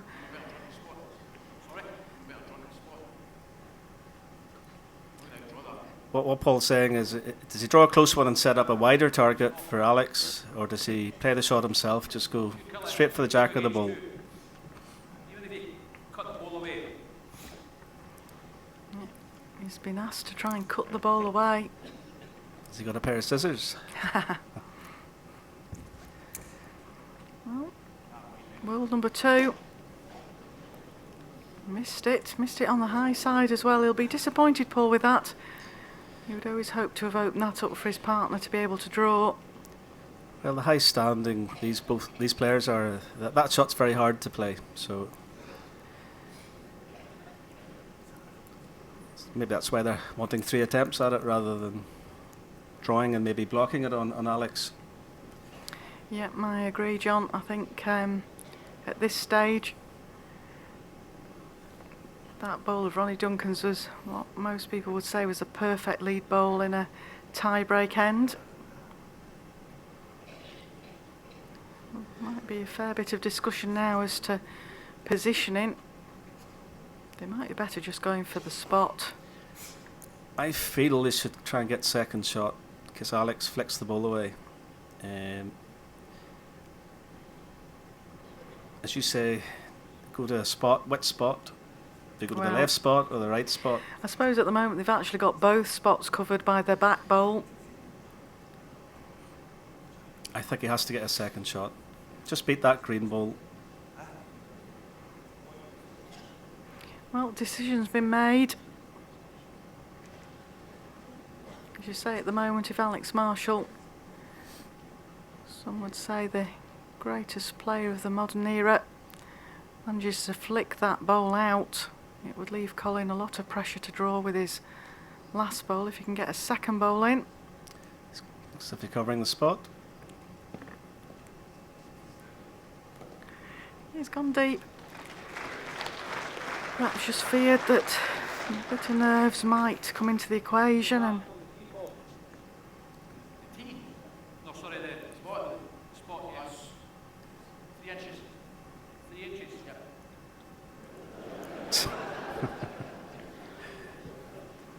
Past it off, I'm sure of it.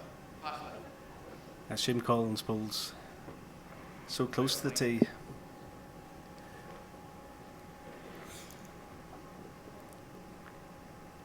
if we can manage to zoom out, we'll find out. Yeah, There we go, is. yeah. He's got the other spot available if he gets the jack to that side. But if he gets the ball out clean, that's probably his best result at the minute. Well, oh, he's watching it. He's very close. Just going to hang off a Oh, ball. just hung. Wow. We call him must try and get second shot. Yep, I feel you right now. He's got both spots covered. Probably play it in the backhand, covering the green on the wider side, just in case Alex goes for a yard or two trail. Well, bit of a smile from Colin Walker there.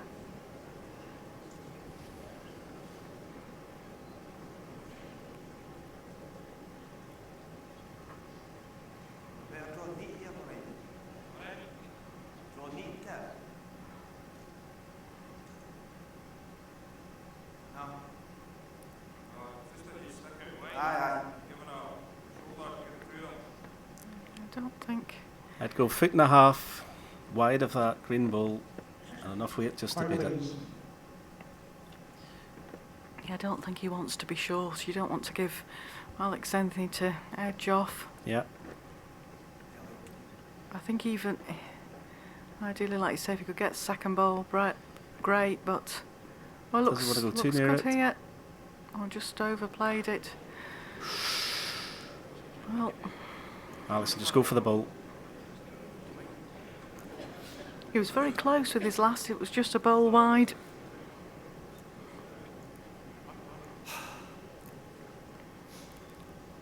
Oh, we're certainly giving the crowds here at Potters and on YouTube great spectacle of bowls here at Quiet, World please. Indoor Bowls Championships. Bit of a murmuring in the crowd there. Tom with the marker just calming people down. Alex needs focus and concentration. What weight will he go for? The full out drive for the ball? Or does he try and time it and maybe get a bonus of crunching the jack if he misses the ball?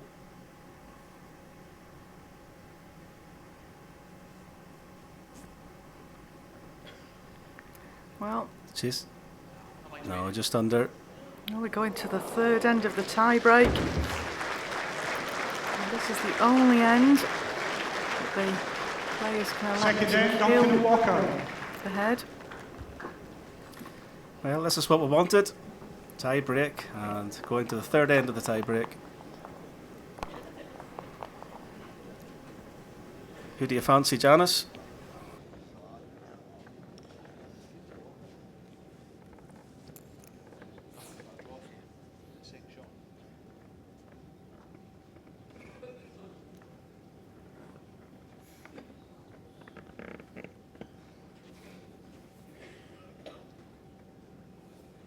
Jared, 27 metres. So, Janice, who do you fancy in this? Well, I think it could be all down to these opening two bowls, and Paul didn't like that when he put it down.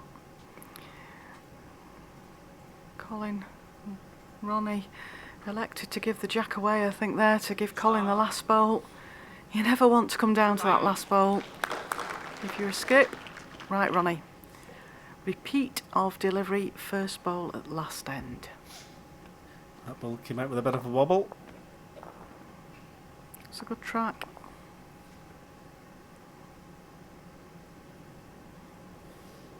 He's liking it.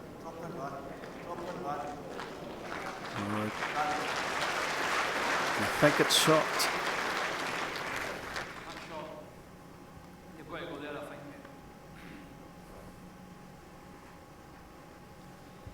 I think I'll have to sit on the fence with this one when you've got two superb players like Ronnie Duncan and Colin Walker out there, but you've got the world number 2 and world number 3.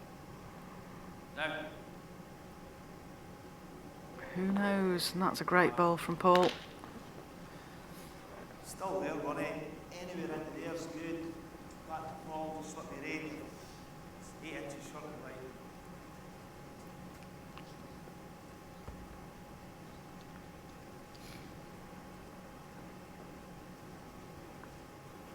Has he got the running? Looks good again, John. Is he far enough? 4 great opening bowls there. 1 red. I'm not sure Declared 1 red there. if it's 1 red, that's fine. It just was 1 green before he played that. I'm not sure. So it must be. Well, Tom Weir definitely just said it was 1 red, and if it's close, the markers and umpires don't get involved. Leave it to the players in pairs. The advantage is Alex here. If he can turn this jack, it gives Colin virtually no shot to play. So He's because trotting Ronnie's up ball after it. Just overplayed it. Can he sit Paul's bowl down? drops it. If it drops in. Now what does Colin play now? Because he doesn't want to trail that jack to the Oh, it's green bowls. it's not an easy end for Colin here.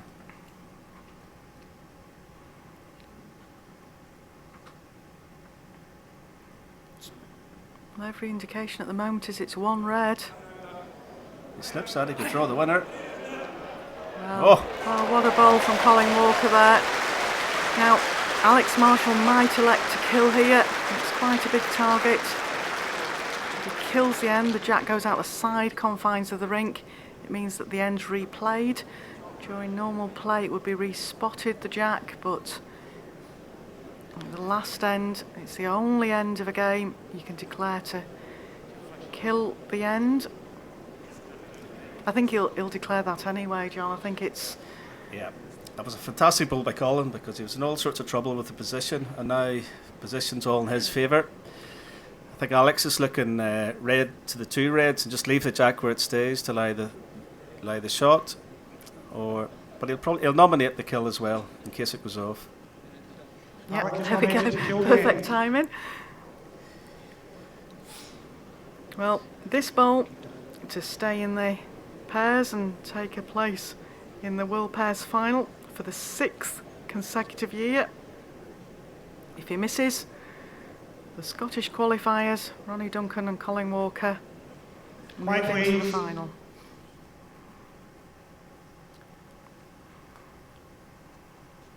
All goes quiet.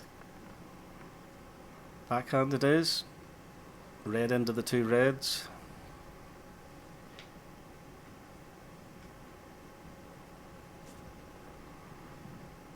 Looks in the area, very close. He's under, he burns it.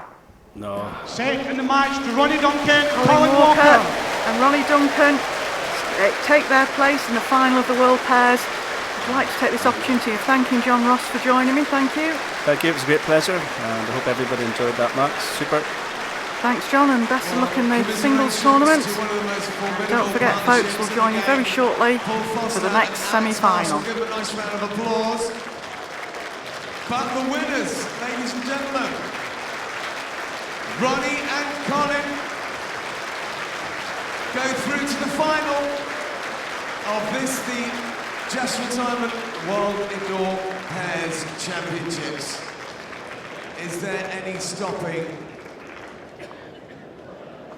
Ronnie and Colin all the way to the final? Well done. First time in 5 years that Paul and Alex haven't reached the final of the World Indoor Pairs.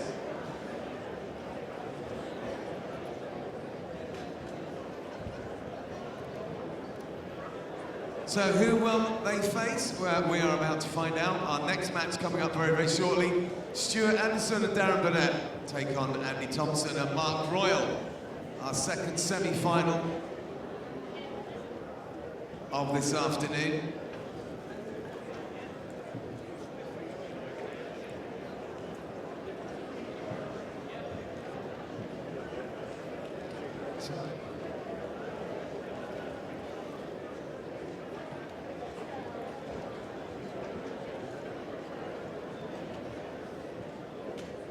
Oh, there you go. What a shock, what an upset. You can never ever call it. You can never call it. That's what's so good about the bowls. Exciting stuff. Anyone can win. The standard is so high in the game now.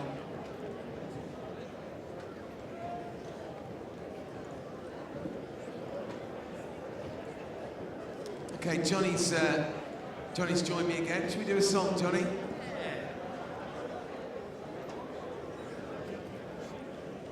People want to stretch their legs, you can dance as well if you want to.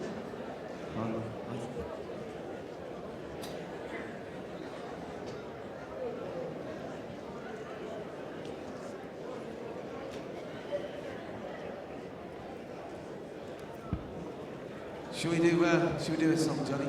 Yeah. We'll do the song where you are more like the singer than he is. Don't know what you mean. I'm talking about Percy Pickersgill, of course. Neil Diamond. Yes, let's do a bit of Neil Diamond. Here we go.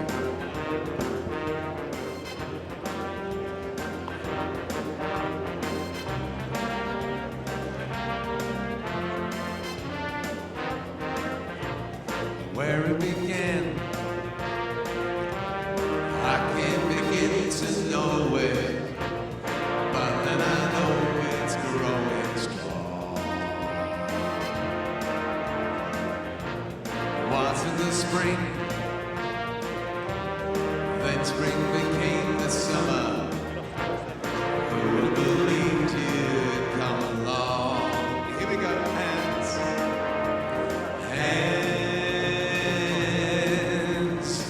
Touching hands, reaching out, touching me, touching you. Here we go. Sweet Caroline, good times never seem so good. I feel inclined to believe they never would. Oh no, no. Look at the night, and it don't seem so lonely. We fill it up with only two. And when I hurt runs off my shoulder. How can I hurt when I'm holding you? Warm, touching warm, reaching out, touching me, touching you. Sweet Caroline, good times never seem so good. I feel inclined to believe they never would. I wonder if the people know the words. No. La la la la la la la la la la la la la.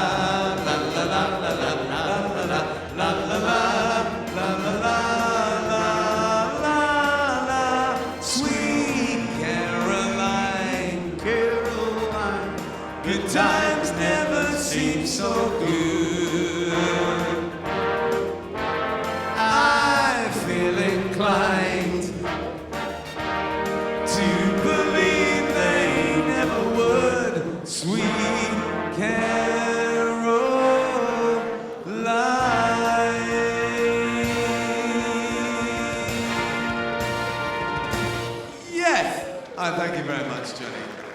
Oh, thank you. Very nice of you. To give us a clap there. Just one more trial end. I was told a joke. I was told a joke, and I've never told it before. And it's a subtle one. You've got to kind of think about it. Right? Gee, I know. So I hope you're awake. I know. And so you're my guinea pigs, because I've never told this before. And it's a farmer that I sort of live nearby. He was telling me that he bought himself a bull for £6,500 to service his herd of cows. And after a couple of days, the bull didn't do anything. So he called for the vet. So the vet came along and he said, well, I'll give him some pills and see if they work. So about 3 days later, this bull serviced every single cow in his herd. But not only that, broke through the fence and serviced all his next door neighbours' farmers' cows as well. So I said to him, my goodness, I said, what were the pills that the vet gave the bull? He said, I don't know what they were called, but they taste like peppermint.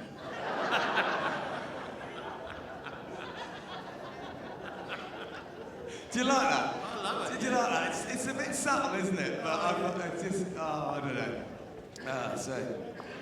Were they blue? No. They were, why, have you had some? Yeah. You want a farmyard joke? You've got a farmyard joke? No, I just got a joke.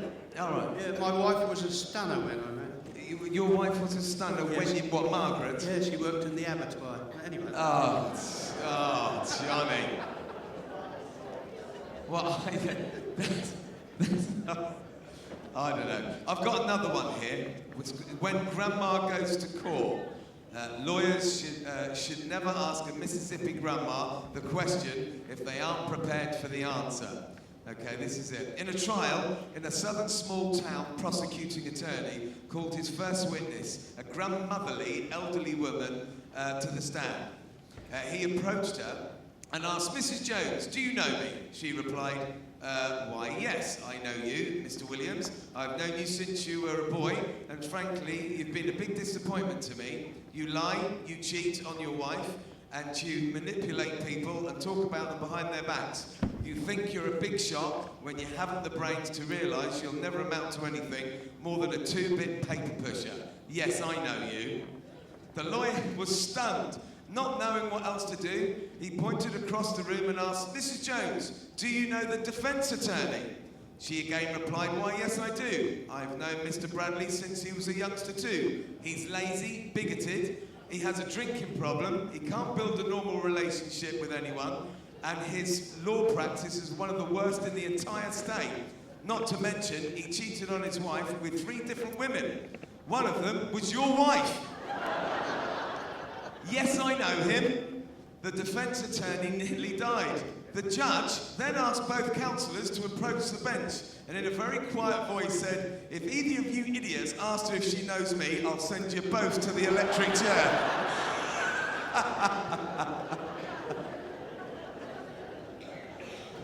Oh, dear oh Lord. Gotta have a laugh, haven't you? Thank you, Johnny. Thank you. Time now for the second semi-final match of this afternoon, who will go through to the final, where they'll face Ronnie and Colin. Well, first to a pairing that consists of the 2013 and the 2014 World Indoor Singles Champions, former runners-up in this event 3 years ago. Ladies and gentlemen, Stuart Anderson and Darren Burnett.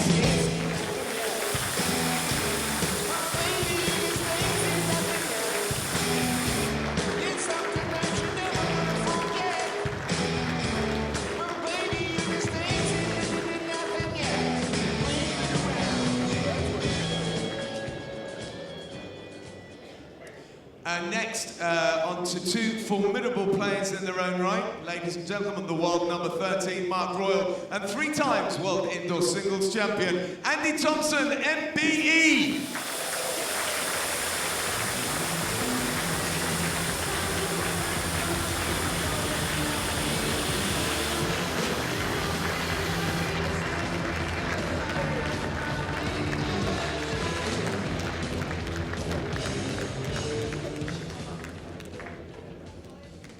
Over now to our commentator, Janice Gower.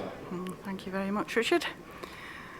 We've just had a really, really exciting pairs game. Ronnie Duncan and Colin Walker managed to beat Alex Marshall and Paul Foster, who've been in the final here of the pairs for the last 5 years. And here's to the second semi-final. And I'm delighted to be joined in commentary by Conor Sinato again. Thanks for joining me, Conor. Thank you very much, Janice. Good game on the cards here. Track length 29 metres. Of course, at the World Indoor Bowls Championships here at Potter's Resort, and kindly sponsored by Just Retirement. We played 2 sets of 9 ends, and if necessary, a 3-end tie break. And we went to that tie break in the first of the semi-finals.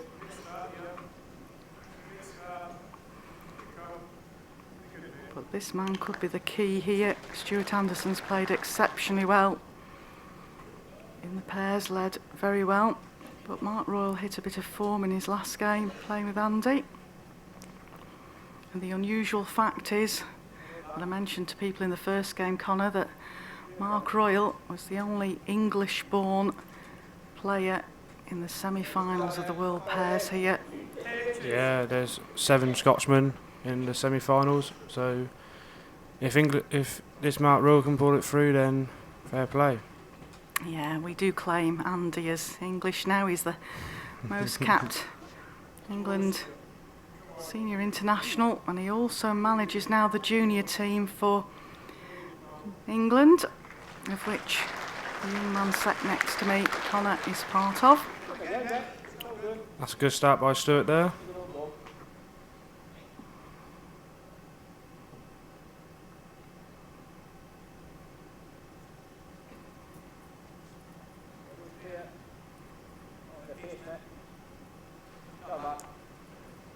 Well, Mark looks on a good track. Very, very good line. Well, all on his pace. What a great 4 bowls to start us off in this second semi-final.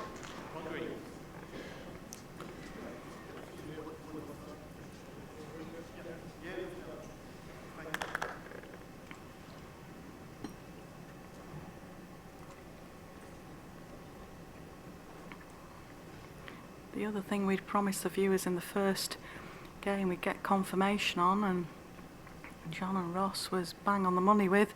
Apparently there's 1,200 seats in this auditorium, and certainly for the last match there was very, very few empty seats. I think as this match progresses we'll find everybody coming back in, people just taking a short comfort break. I hope that hasn't scared you off your game tomorrow morning against Mr. Thompson, knowing how many are in the crowd, Conor. Nah, tomorrow morning's a different matter. Different day as well. Yes, Conor qualified for the singles here and has the delights of playing Mr. Thompson tomorrow morning at 10 o'clock.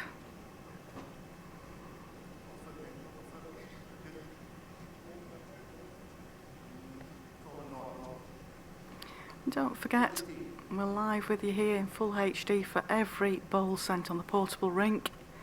And if you want to put your questions to Conor, we're available on hashtag World Bowls Tour 1 on Twitter. There's Facebook, or there's a YouTube chat.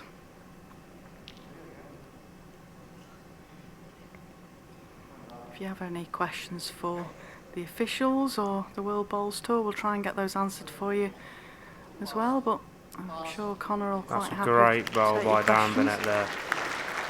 Good bowl. Very, very good bowl there. 2 green. Holding 2. Yeah, 2 or 3 chances there, as Andy's just indicating. Needs to be into those front bowls, Conor, I think. Yes, I reckon you just got to push one of them 2 red bowls up and hoping for a bit of fortune.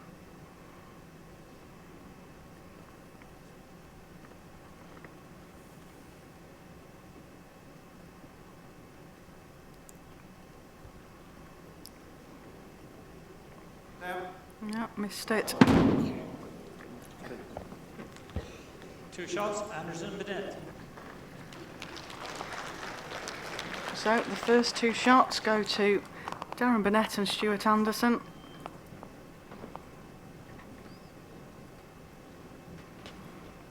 Both previous world champions here, as is of course Andy Thompson.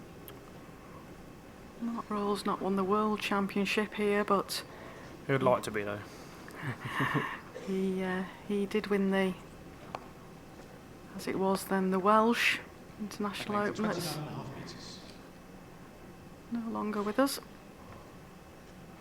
Just a little bit of disturbance in the crowd there. Stuart does right to stop. We've got people coming back into the disabled side of the stands. Might have just got his concentration.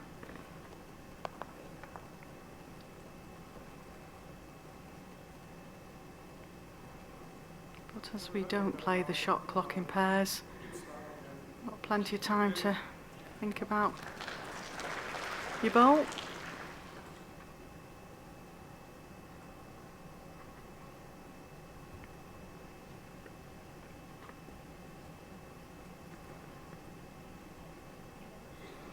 And if this watching bowls has made you interested in playing bowls, all the associations have listed on their websites where your local club is. Particularly, I know, I'm sure Connor will back me up, the IBA website has got a list of all the English clubs. Yeah, that's right, Janice. All the clubs are on the EIBA website if you want to go and have a look. And join a club. Get involved with the sport that you're watching on YouTube here.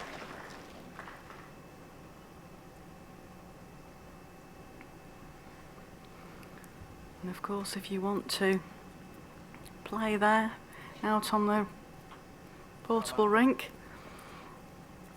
Good line by Mark here. Has he got the pace though? Well, that helped a little bit. That's another good start by both front end bowlers as well. Yeah, all you have to do to be out here is pay your PBA membership. Find out where your local PBA is. Enter the qualifiers. And you could be sat next to me in the commentary box like Connor is, and out there playing Mr. Thompson or one of the top 16. It's quite tough at the qualifiers, Connor. Yes, it was very tough to qualify out of. But as we all know, we have our days.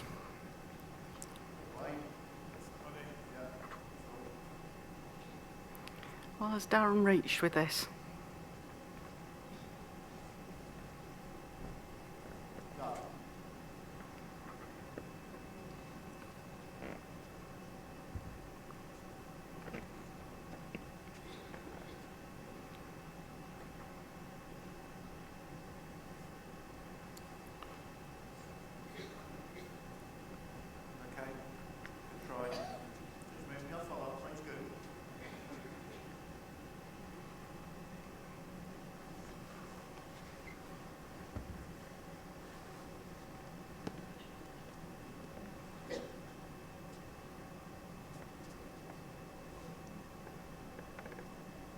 Yeah, there's a good line here by Darren. Has he got the pace to come in?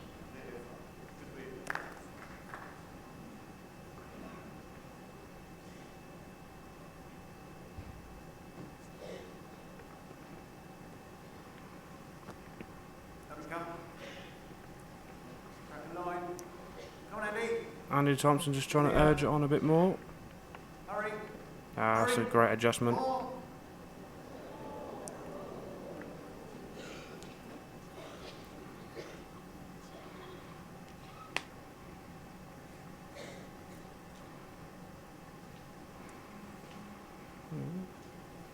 One shot, Thompson and Royal.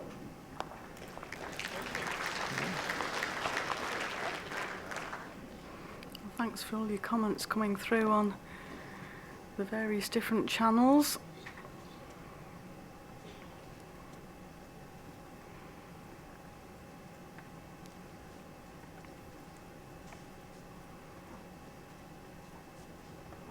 If we can answer your questions, we will do.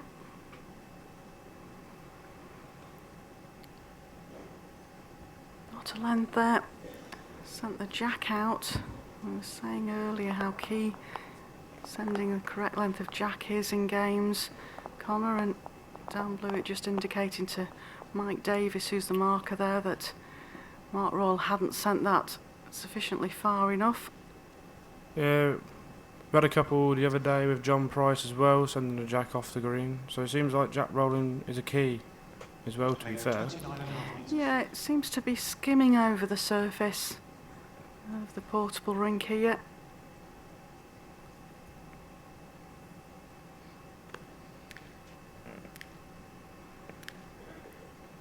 Yeah, Dan and Mike are out there controlling what's going on the rink at the moment, helping the players where they can. The other two members of the very strong World Bowls Tour umpiring team that are here this first week, Francis Fletcher and Tom Weir. Joining us at the weekend, we have Sandra McLeish and Alan Thornhill. And a shout out to the newest member of the umpiring team, Dan McManus, who joined the team in Perth back in November. He's not making an appearance here at Potters, but I know he's listening in.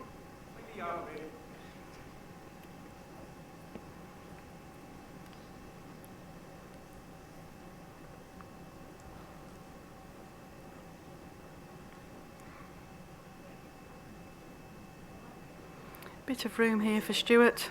Yes, this is a very good line here from Stuart. Good adjustment as well. Darren urging it back to the middle of the rink.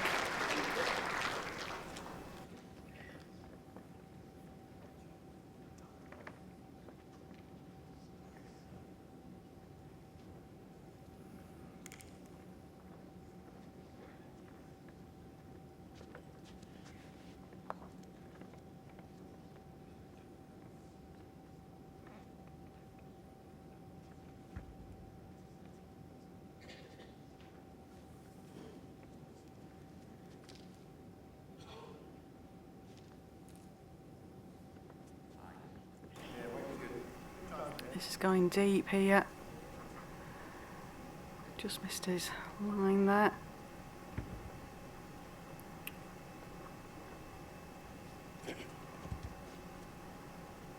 So a chance down to put some pressure on Andy here. Just needs to run a bit further.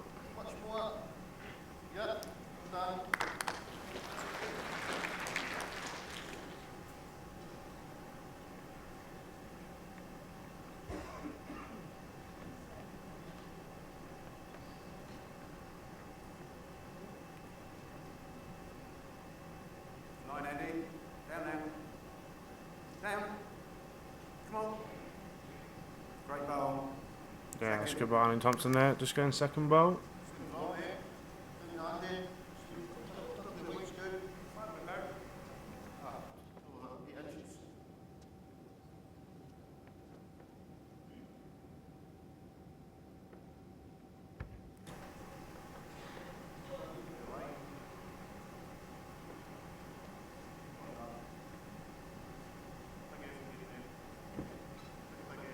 Oh, looks good again here. This is going to put Andy under quite a bit of pressure with his last bowl.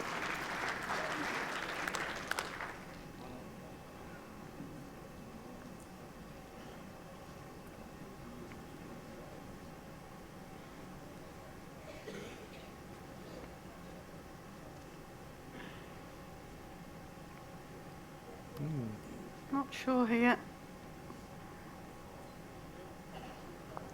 Dan being called out to... Well, it's one green in the measure, so we're not sure about the others.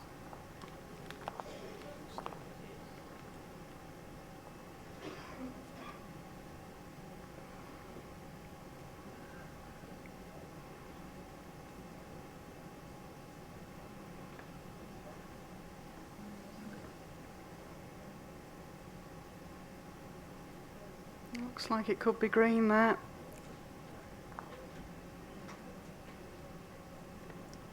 Two shots, Anderson and Burnett. Two shots to Stuart Anderson and Darren Burnett, gives them a 4-1 lead after 3 ends in this first set.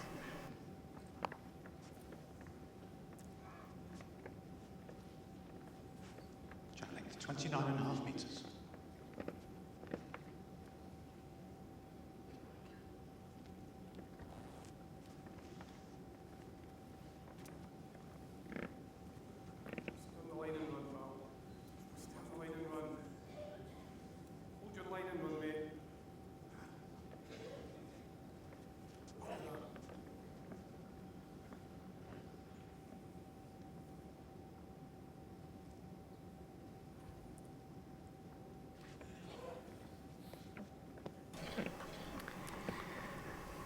Yeah, Andy Thompson and Mark Rawle won't want Stuart Anderson and Darren Burnett to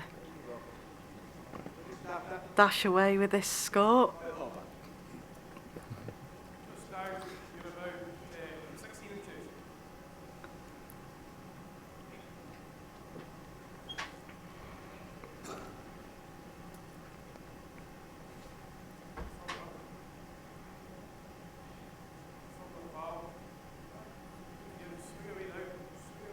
Close here. Yeah, it's better from Stuart Anderson there.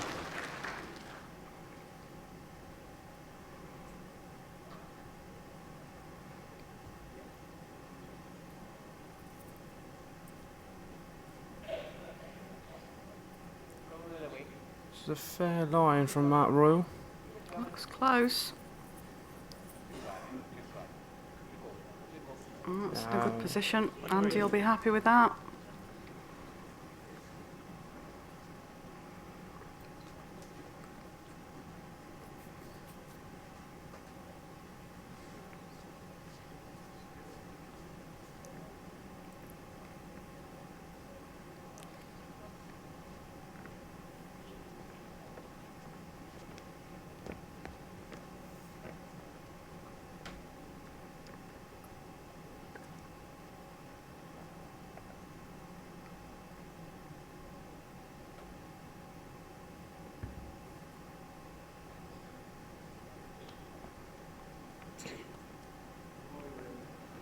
Well, Darren's trotting up after this. He must I must like this it. ball. Yeah, looks good line.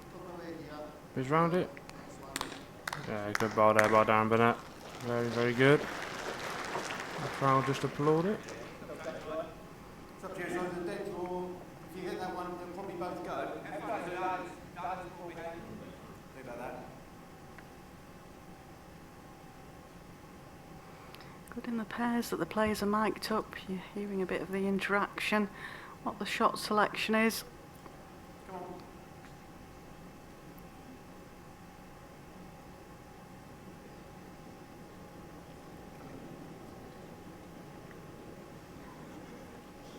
Two green.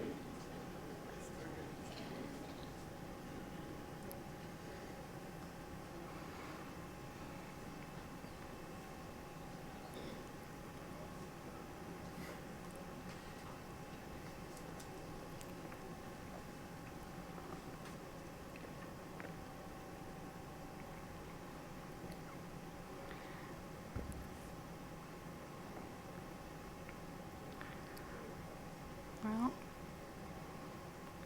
Darren looks higher with this. Yeah, so they're trying to urge it in to swing a bit more. Just going to run a fair bit.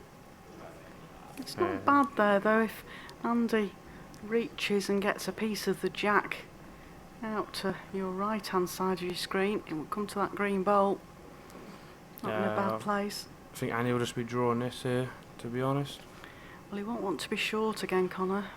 No, score 4-1 down, 2 down on the head.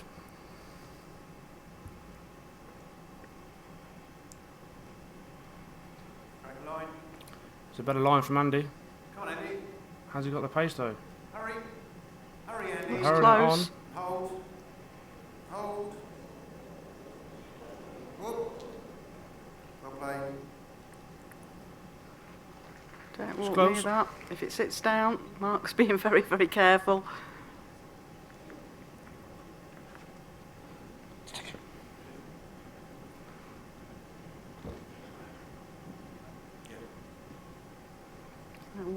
One declared.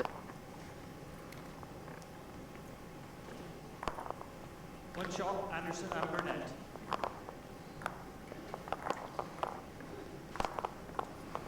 (5-1) after 4 ends is the lead of Darren Burnett and Stuart Anderson.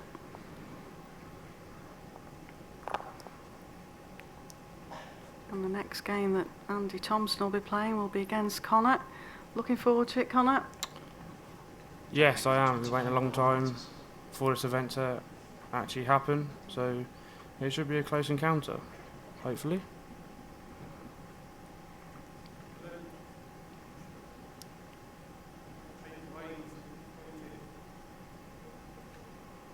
Stuart looks to just left this a touch short. Great line.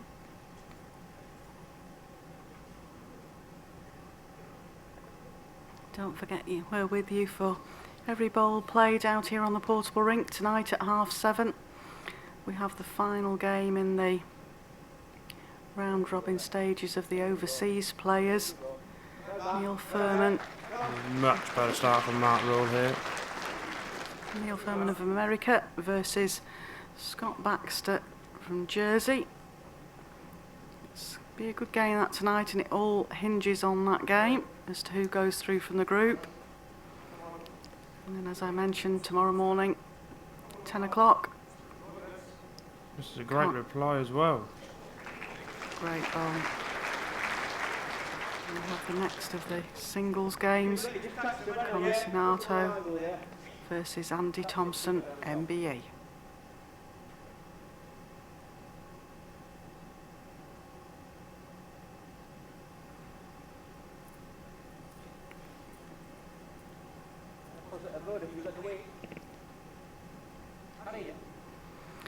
Urging this up from Mark. Just wants some sort of piece of the green bowl.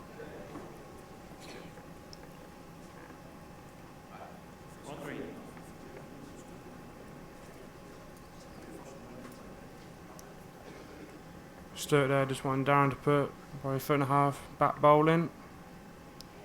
So this covers the jack a bit more if he goes to get hit.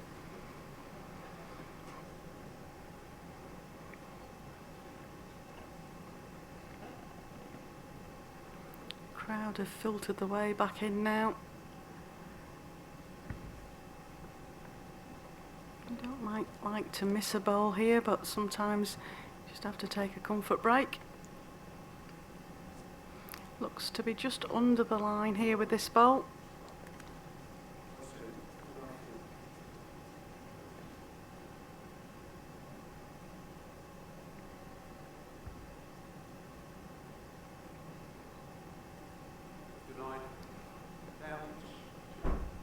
Yes. Good line in from Andy. He just bends in. That's a good bowl there. It was perfect pace. Finished in a good place.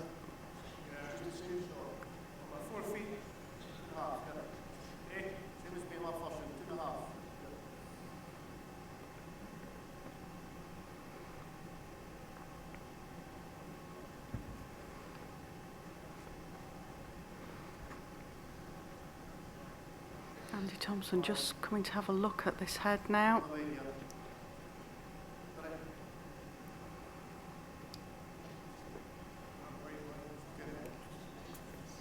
The only shot really is something similar, but a touch less pace, so the bowl can bend towards the green bowl.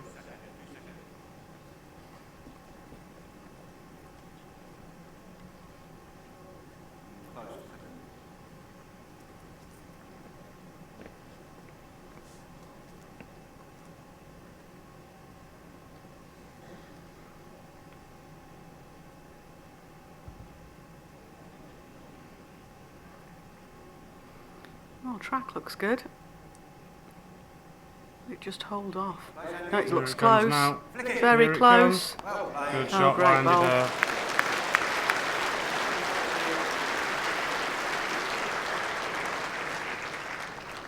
2 shots, Thompson and Rowe. Yeah, that was a great converted shot there by Andy Thompson.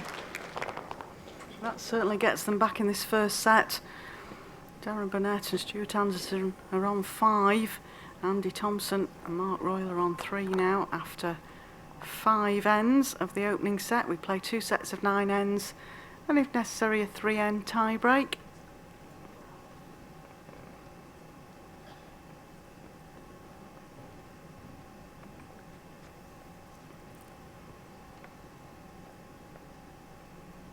Length 26 metres.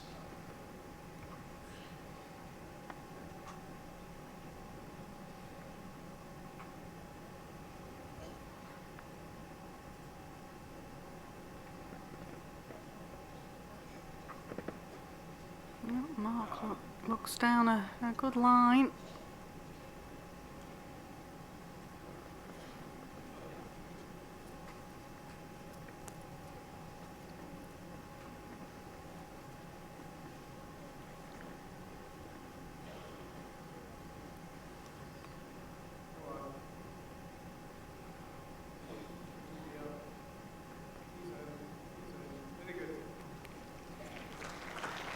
Just like there by Stuart. Just over. Yeah, as in the first semi-final, Connor, things are pretty nip and tuck out there at the moment. Andy Thompson and Mark Roll just getting that 2 at that end certainly gets them back into this set. It's not a bad bowl from Mark Royal, just hung off more than he wanted.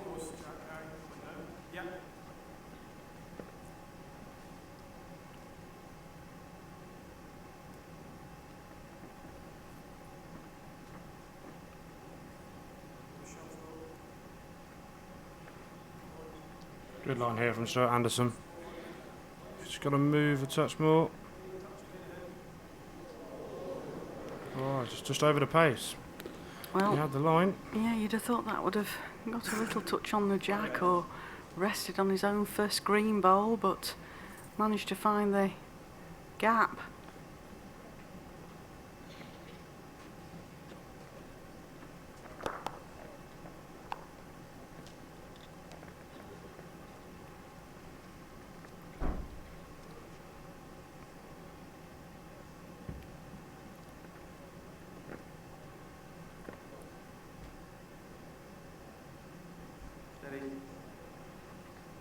Very good here, Andy. Turn now. Mark trying to urge it on a bit more.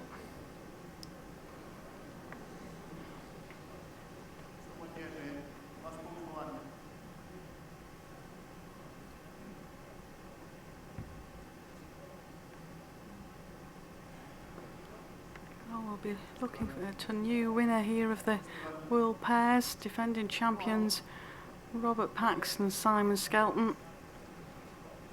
Went out in their first round. Just touch it as you make it, yeah. The winner of this game will join Ronnie Duncan and Colin Walker in the final. Just a fraction short. And that final becomes part of the final week here at the World Indoor Bowls Championships. And is live televised on BBC at 1 o'clock on the Monday. Who's this up, Andy?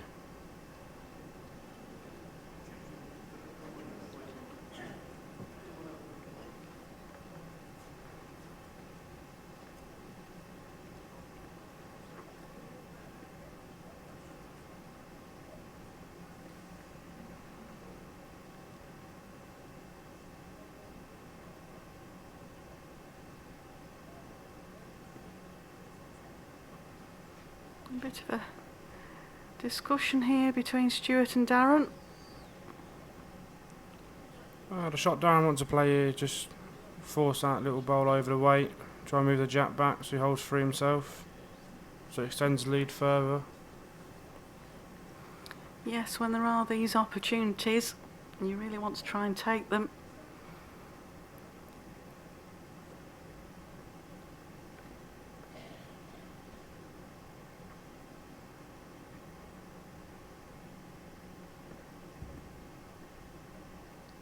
He's playing the hand off. He's playing it off then. Yeah, he's looking for it to Not far away either. just bend. Very close. Very close.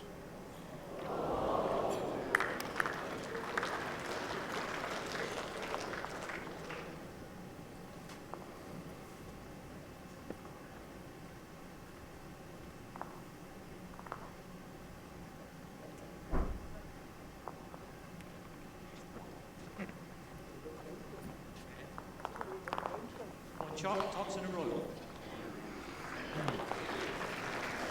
That's, we're waiting for Mike Davis there to let us know. Our indicator had originally given 1 green, but it was actually 1 red. So Andy Thompson and Mark Royal closed the gap again. They're on 4, and Darren Burnett and Stuart Anderson are on 5 after 6 ends in the opening set. Great shot of the crowd there now. Back to Virgin on full capacity. It'll be a bit warmer out there, Connor, than when you practice. Yeah, it's definitely will be a bit warmer with the crowd heat in there as well, going down to the green. Well, Mark, all on pace, I think. Andy's urging it on.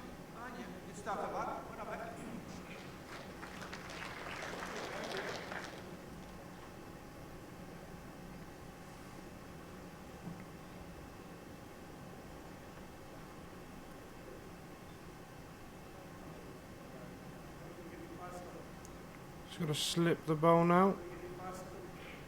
Has he passed it? Nope.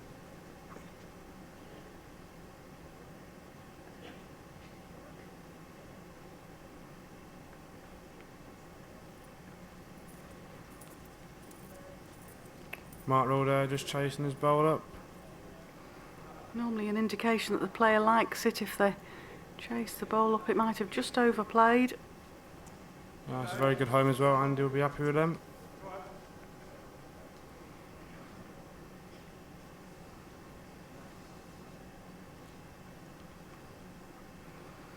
Those players and viewers out there that like to know what the actual players are playing with bowls-wise. Stuart Anderson and Darren Burnett are Taylor's players. I believe they're out there playing with the Taylor Ace model. Andy Thompson plays with the Taylor Ace model. And Mark Royals from the Drake's Pride stable, and he plays with Drake's Pride Professionals.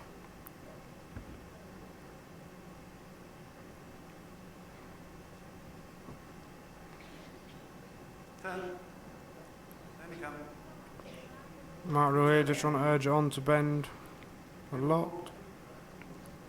May have. John Ross was saying earlier, Connor, most of the players seem to be opting for a swinging set of bowls. It's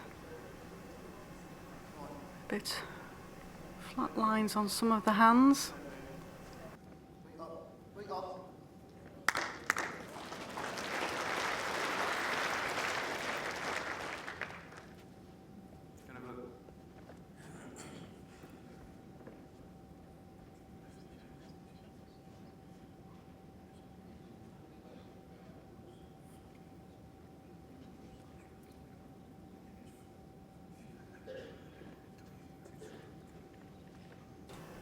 Yeah, just saying about the swingy bowls there, Connor. Most people seem to be opting for a swingier bowl out there. Yeah, I just had a few practice sessions on the portable rink, and I've got to use Drake's Pride XPs, which I wouldn't think I have to use indoors because they swing quite a bit, to be fair. Yeah, some lines out there holding a bit more off than you normally would do.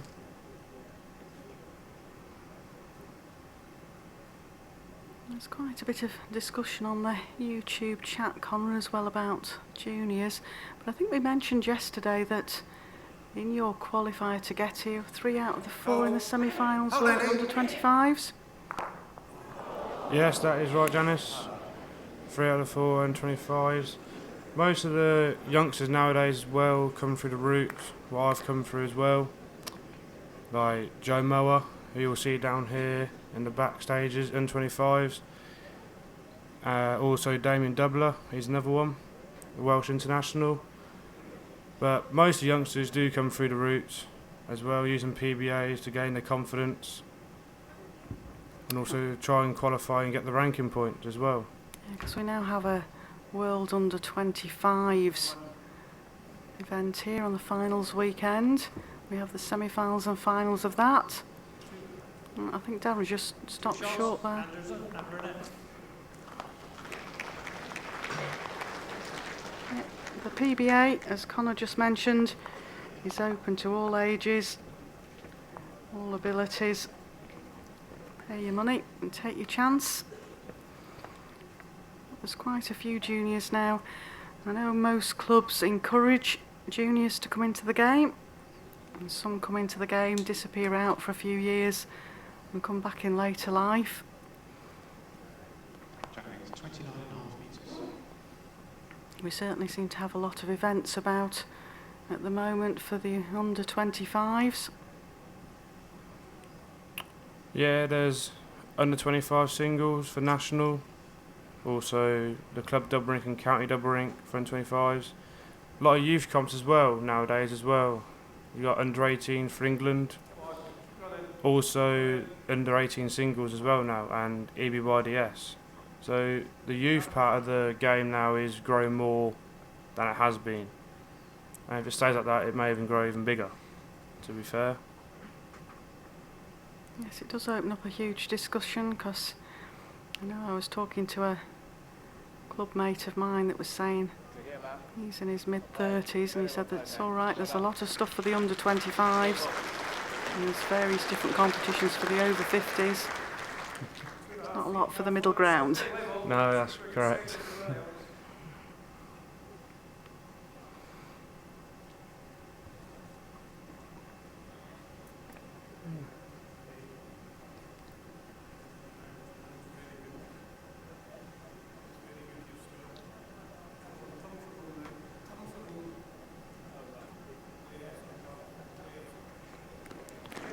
It's good opening ball there by Mark Roll, just putting the pressure on Stuart a bit there. This also is a must-need end for Andy and Mark.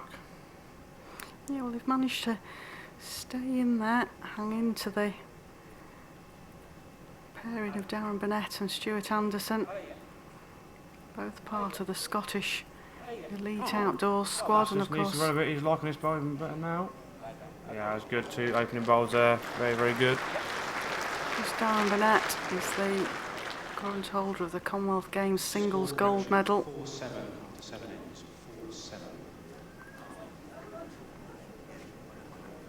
2 red.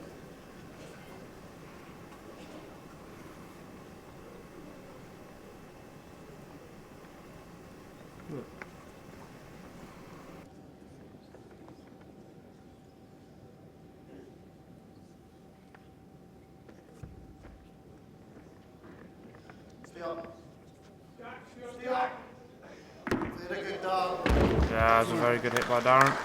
Yeah, not sure where that sits in the ditch close to the jack. Our cameras here sometimes can't pick it up. Our side camera will probably grab it for us shortly.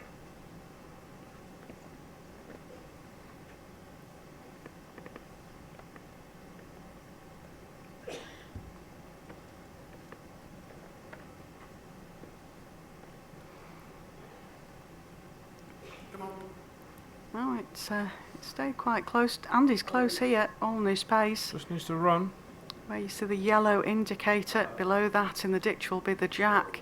And where the green indicator is, that's where Darren's touching bowl will be. Looks like there's about a metre, yeah. I was going metric there, Connor.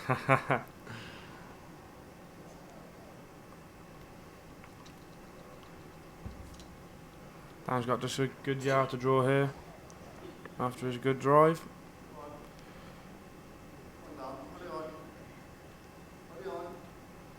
Stuart just indicating he needs to run a further. Looks good. 2 feet. Mark's just saying to Andy he needs 2 feet in his last delivery.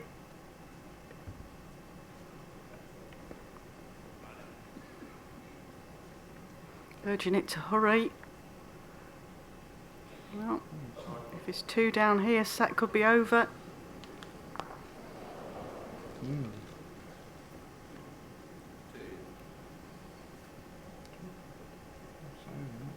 Two shots and the first set to Anderson and Burnett.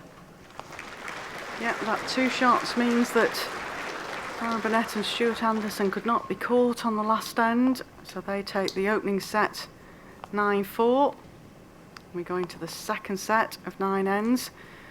So the English pairing of Andy Thompson and Mark Royal have got to win this set to take us into a tie break.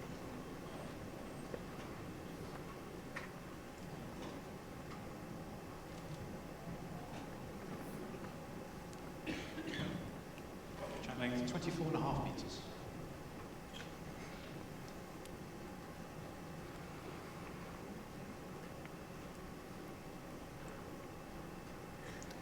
Good to see so many people enjoying the coverage and listening in.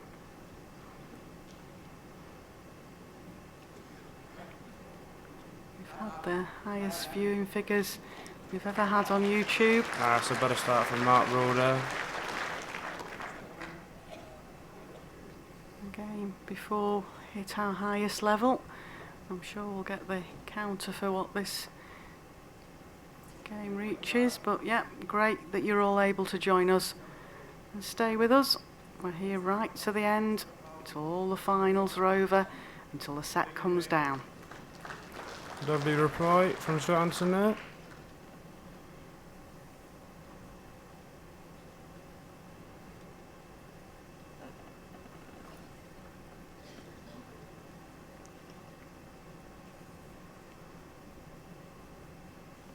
This is a great line. This is a great line. Well played, Mark Roy. Crowd just applaud that ball there. Yeah, the Leeds are certainly playing a good game so far.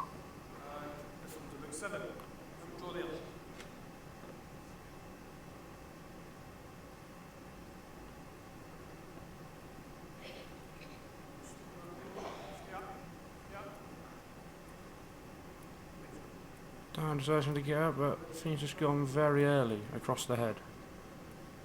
You see just there. That was commentator's curse. I'd just been saying how well the Leeds were playing. I think that's the worst ball I've seen from Stuart in this pair's run this year. That's your fault then, Janice. Totally. He's coming into commentary tomorrow, so I'm sure he'll pick on me then for that.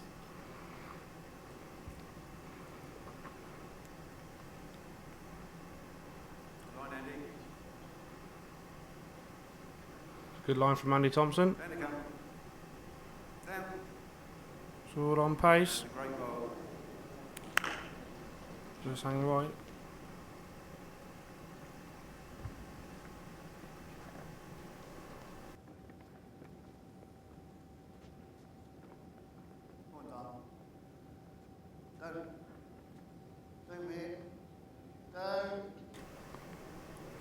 Oh, great reply there by Darren Burnett.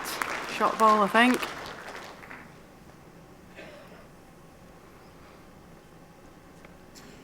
Yeah, Andy just coming to have a look at the angles here.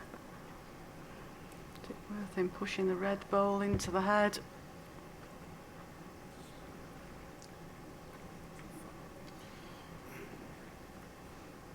You can brush the red ball into the head and try and move the jack, but you've got to be careful not moving the jack over to where Mark Roy's left foot is, really.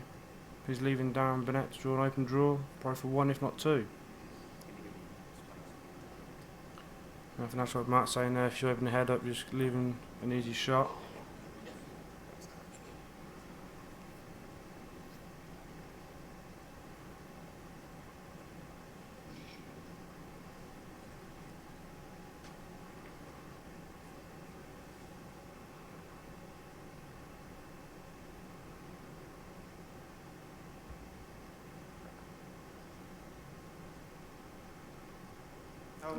Looks under the line, this to me.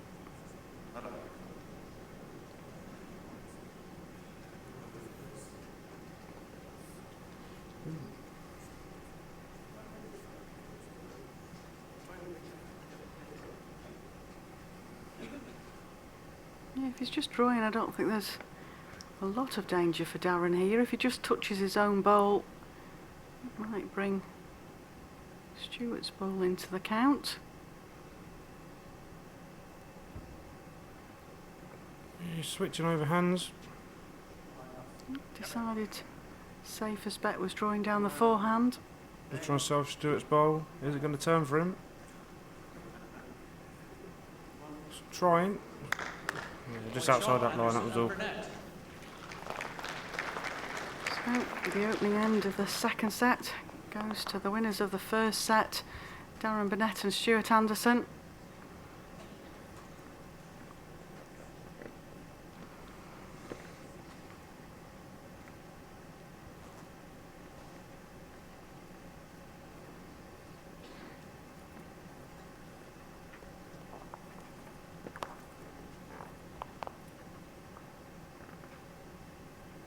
Jack length 29.5 metres.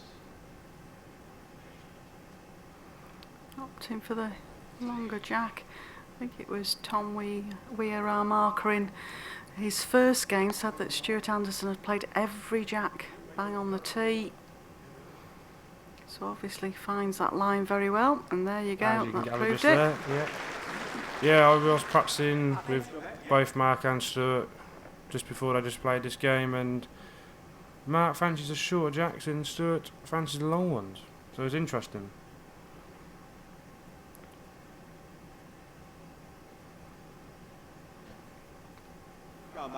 Well, looks a good track from Mark Roll here. Great reply here, all on his pace. Yeah, that's a great reply by Mark Royal.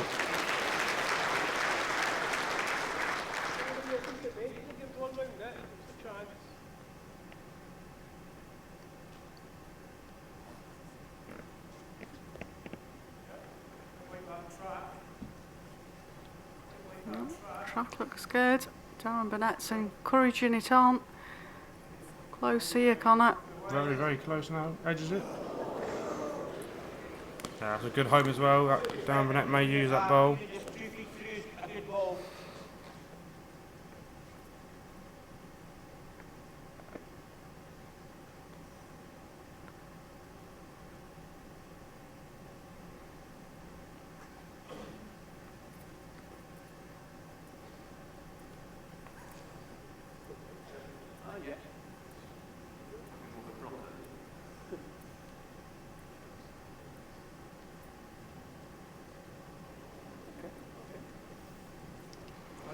Well, I don't think Darren Burnett's going to be short with this. no, there's a line in if he gets inside the green bowl. Not an easy shot to play, but it has been framed for him there.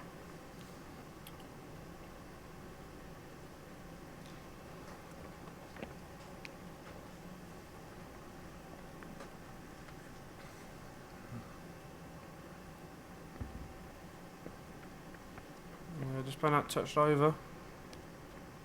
Track looks good. He's watching this. May go under. Just underweighted it, I think, more than anything there. They're not easy shots to play on the portable rink.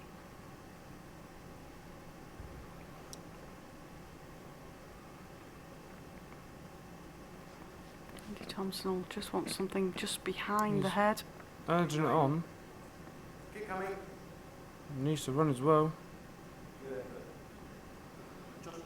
Well, This could be a big bar from Burnett here. yeah, huge opportunity here. Slight adjustment on his last delivery. He could even be holding a 3 or a 4 after it. Stuart just saying just that couple of feet. Any edge on that jack back to his own bowl. Holding 3 yourself, Darren.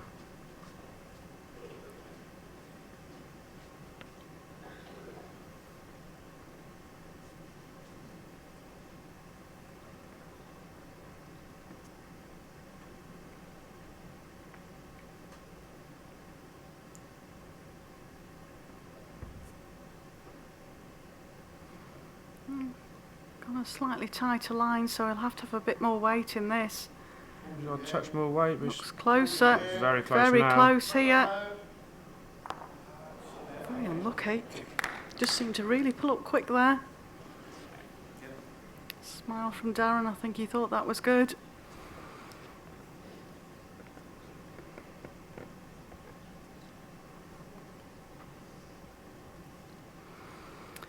Well, Andy, can you make the most of this and slot another in?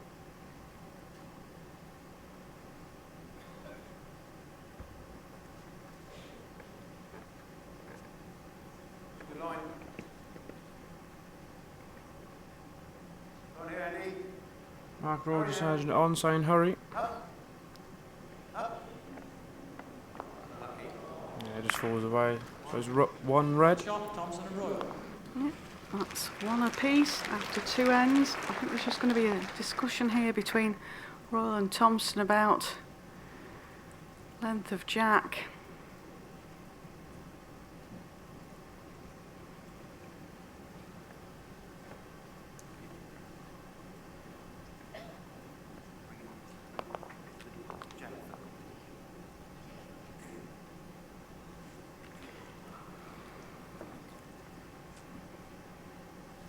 Said before, the jack seems to be a huge part of who's controlling these games here. Sometimes that happens, sometimes it doesn't with the calibre of player we've got here. Normally can play to any jack length.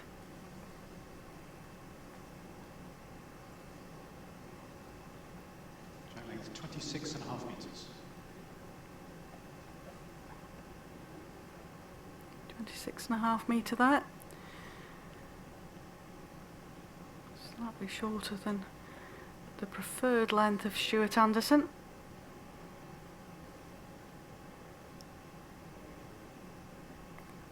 Yeah, that's a fair start there from Mark Roy, just over.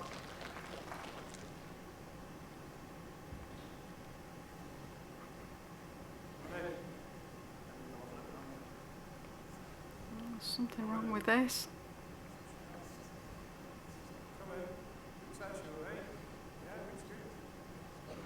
Very supportive skipping there off both skips.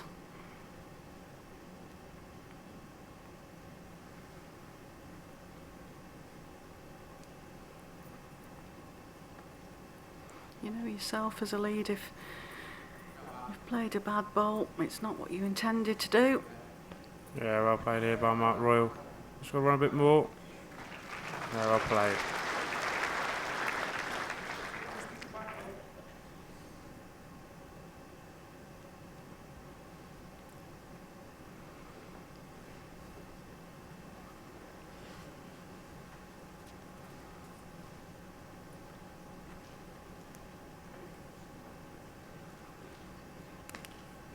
One red.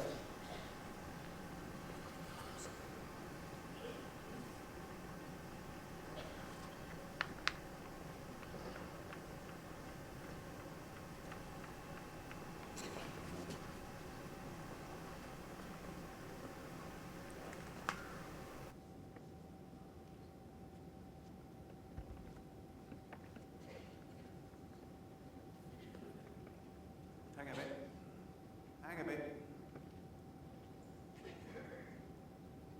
Up now. Try. Foot. Window. Yep.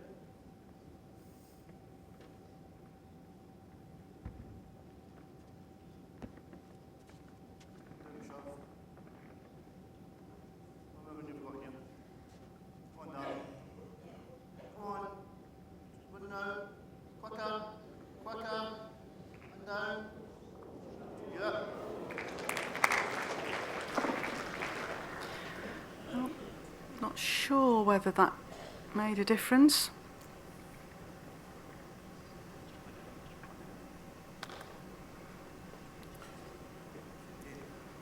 Andy's certainly coming to have a look what shot to play.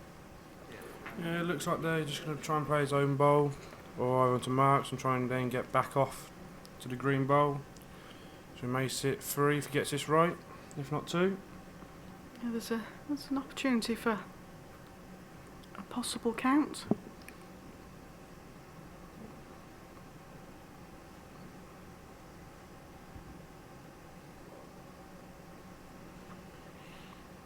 Looks under to me, Connor. Looks very, very under as well.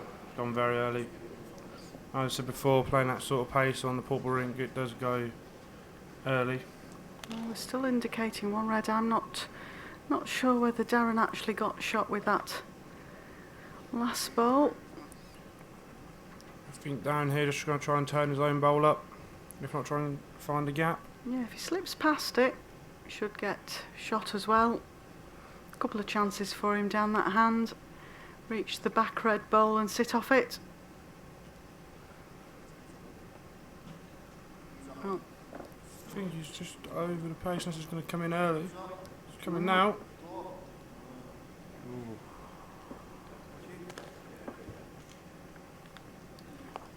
One shot, one Anderson green. and Burnett. Yeah, it was one to green there. Pairing of Darren Burnett and Stuart Anderson go 2-1 in the lead. In the second set after 3 ends, they won the first set 9-4. If they win this set, they take the place in what would then be an all-Scottish final against Scottish qualifiers Ronnie Duncan and Colin Walker. Jack Baines, 29.5 metres. We did have qualifiers go on to win the event a few years back. It was in the early years of the event when Ian McClure and Jeremy Henry from Ireland won it. Of course, Ronnie Duncan and Colin Walker, no strangers to the portable rink. They're both in the main singles draw. And Stuart Anderson's played a very good opener there. Both leads have played very, very well in this game so far. Yes, that will give Mark some confidence. He struggled a little bit last year. He had a spell of ill health, which knocked his confidence. Whereas his confidence is back coming into this World Championship.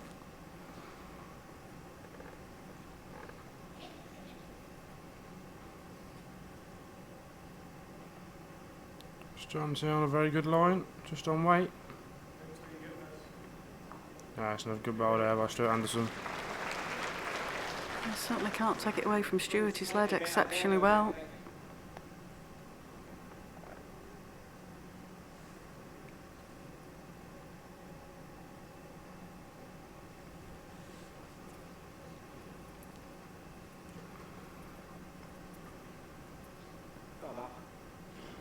Well, Andy's urging this bowl up of Mark's.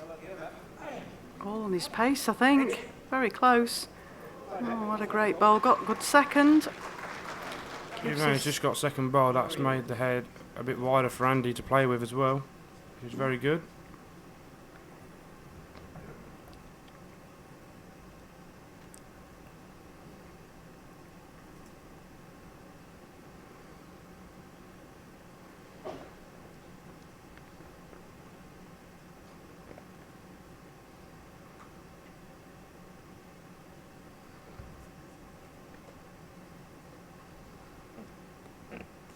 Don't forget, if you have any of your questions you'd like answering, bob them over to us.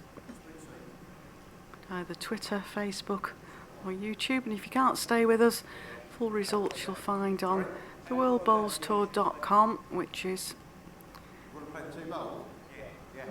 correct that, it's worldbowlstour.tv.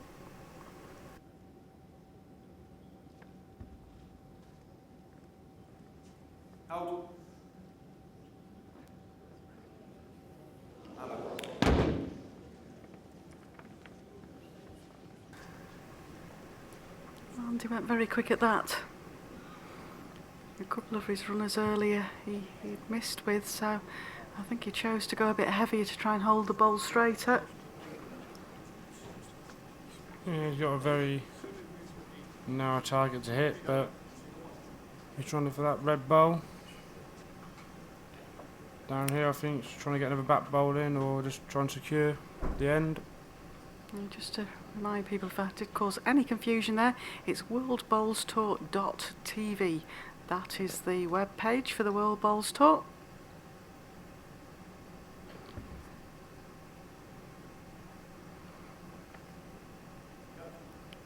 And any questions for a player? Connor's with me for the rest of this game. This evening I believe I have the pleasure of being joined by John Price.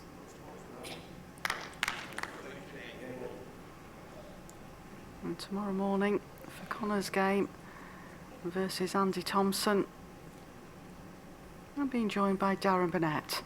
So any question for a player? I've got several players with me over the next few games. I can put them questions to them. Any questions to the umpires or about the World Bowls Tour itself, I'll try and get answered for you and come back to you. He looks under the line again, Connor. Under the line again as well.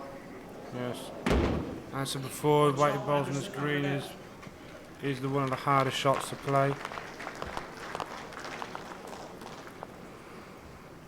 Yeah, it wasn't a huge loss, but you don't want these shots to start disappearing away from you. No, but it's another end gone, which Darren and Stuart will be very happy with. Stuart gone back to his preferred length of jack.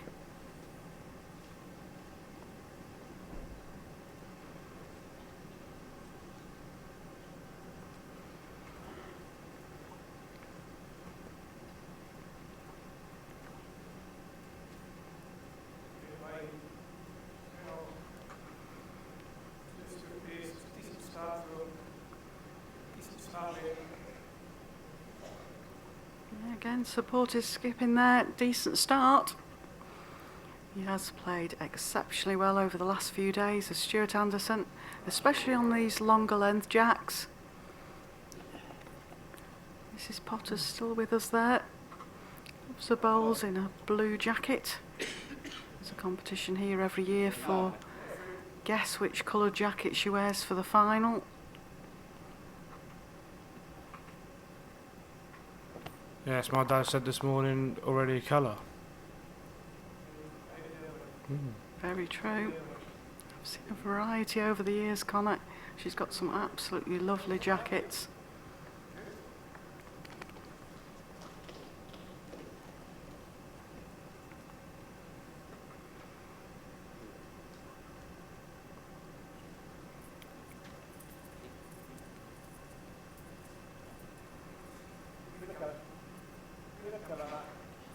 It's a better line from Matt Roll here. Also pace as well. Yep, just confirming there, it's 3-1 is the score.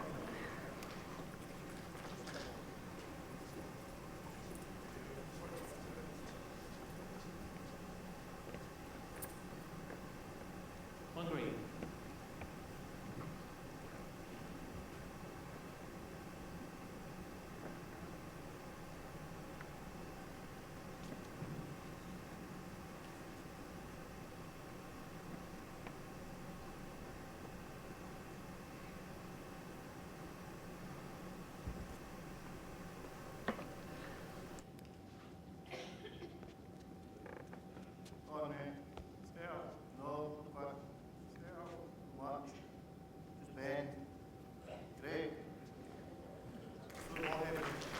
Great bowl there from Darren. 2 shots. I think Andy really needs to get something close now. Yeah, just put the pressure on a bit more for Andy after them 2 drives. So now we're back to a draw.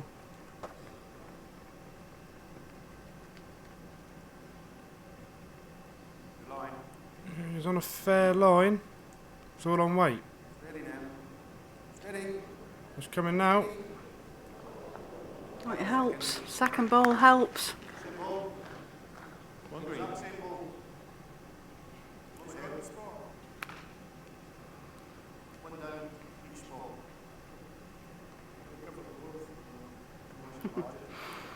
Nice to see Darren having a smile there.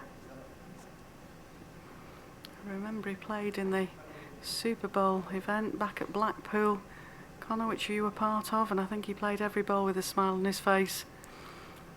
Yes, all the top boys will come over there as well, including Catherine Redden as well, who had a smile on her face as well, because you got to do against the Crown Green bowlers. The banter with them was class, to be fair.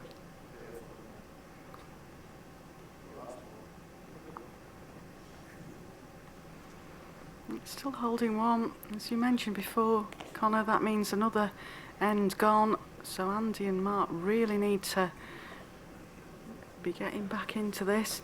They lost the first set. They've got to win this second set to take us into a tie break. Mark Rowe just putting out there, trying to half the bowl, but the other shot is trying to put the jack up the green. But we'll see what he plays. I think he's got to be reaching this. Yes, I reckon he's got to reach it as well, but he should be careful not moving the jack back, because there's only one down at the moment.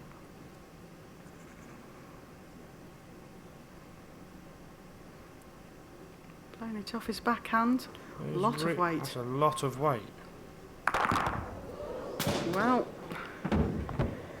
when the dust settles, not sure, it could be one red if it's on the respot. It's a fortunate result if he's got it.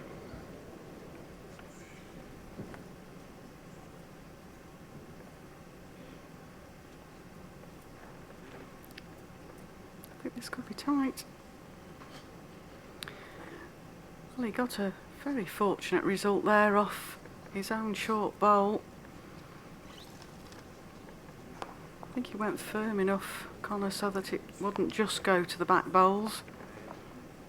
Yeah, so obviously he played for the respot, but perhaps not off that bowl. But he got the result. We'll find out shortly. Looks red to me.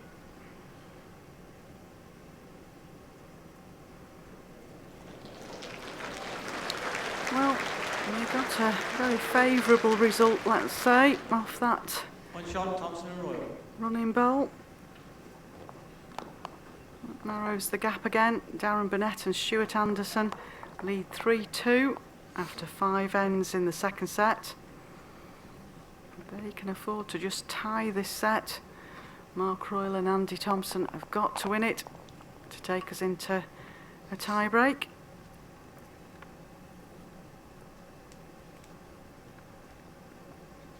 Length 27 metres. Yeah, just going for that slightly shorter, not drastically shorter, Connor, but a couple of metres. He was just practicing that short 3/4 length, and I was practicing with him as well. Well, needs to nail it for his partner here. Just needs to run. And that's a good start there as well.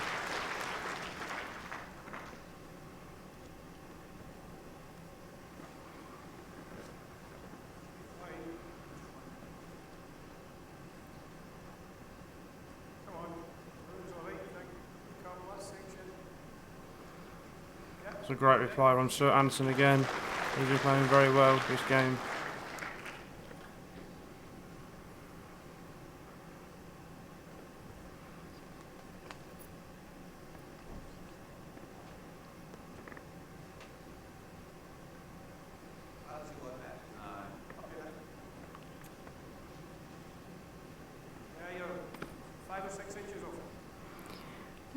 Only needs to adjust by 5 or 6 inches.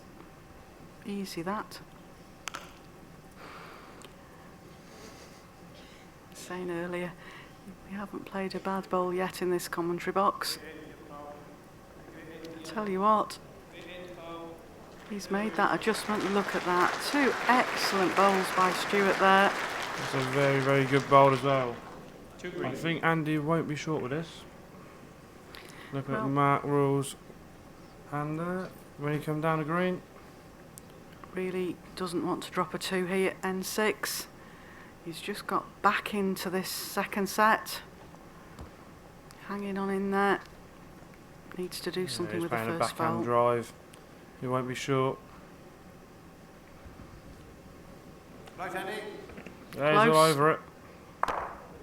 Yeah, hit the target.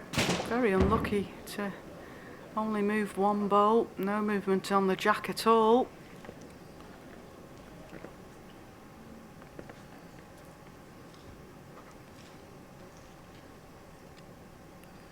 Left down the 2-foot draw for 2, if not a yard.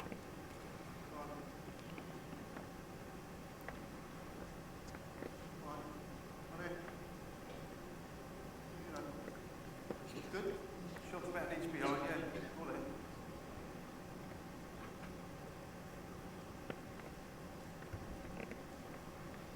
Line. Playing it off the forehand now.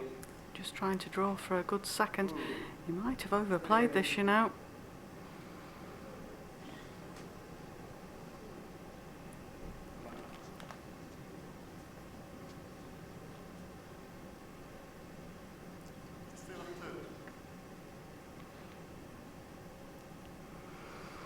Well,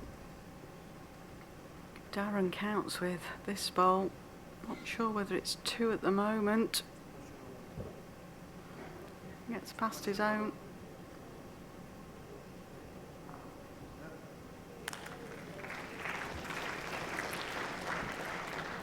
You got a crowd just there, applaud that bowl, just got 3 him. shots, Anderson and Burnett.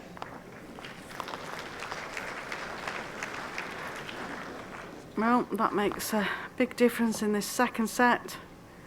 Darren Burnett and Stuart Anderson won the first set and are now leading 6-2 after 6 ends. They're 4 shots up with only 3 ends to play. Is there any way back for the English pairing now? It's a tough ask, Connor. It's a tough ask, but it could be done. Could be done. They have to score 5 over 3 ends. 5 with no reply. Andy's just having a look at the scoreboard there. Just his back 3 ends, just needs to control the head. Well, Stuart's played this 2-length jack very good. Here he is Yeah, again. he's played it very good today as well. I'm sure a few people that like a bet will be having a look at the bookies' odds for Stuart for the singles. He's leading exceptionally well here for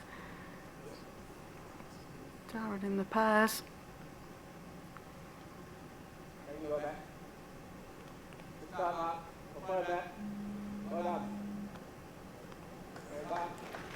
Very good.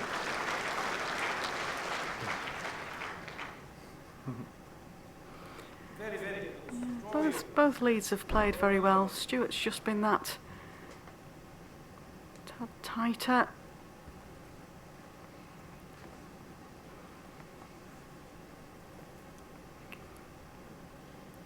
Stuart just chasing his ball up here. Just need to run a bit further because there's lines all over it. Urging it on. Oh, great bowls again, Stuart.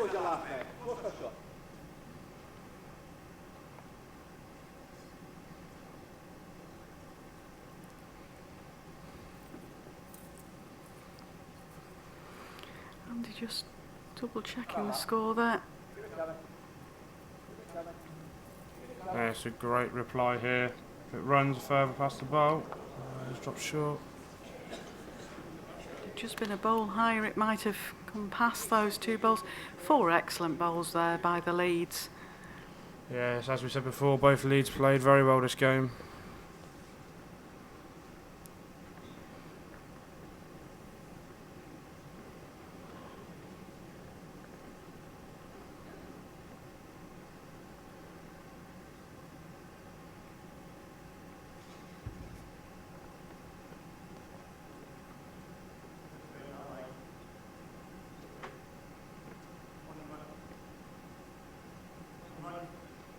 Every roll with this, Darren.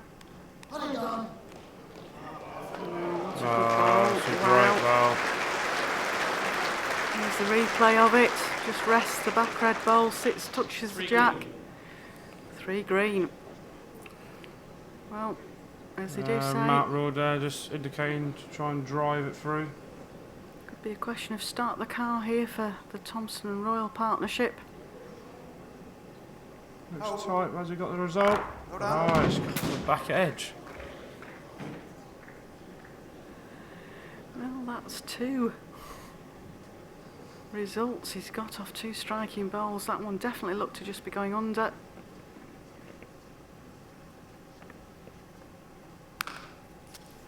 Right, Davis being very, very exact with Dan Blewett checking on the placing the jack on the spot. We have to be very, very exact with these things.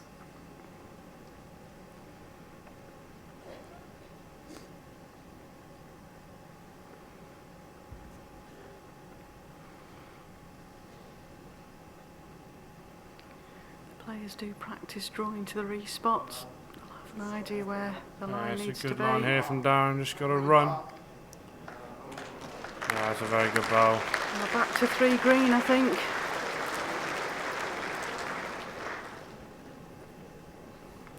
He's got 2 options really. Either try and beat Darren Burnett's bowl in a draw, or try and drive the jack into the ditch so he holds to himself. I think that might have to be his option. He's 4 behind with 3 ends to play. 3 shots against him.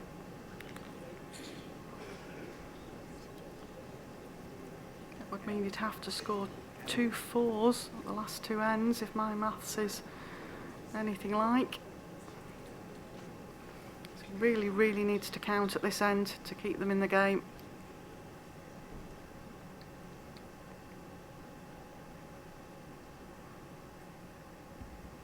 He's playing a runner, trying to put a jack in the ditch. If this misses, It's close, he's got it. He's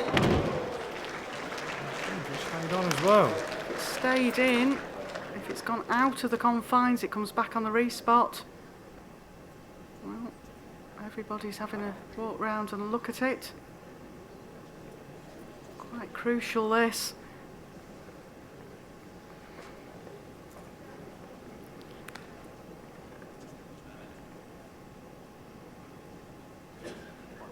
Yeah, the umpire there just indicating he's actually on the rink.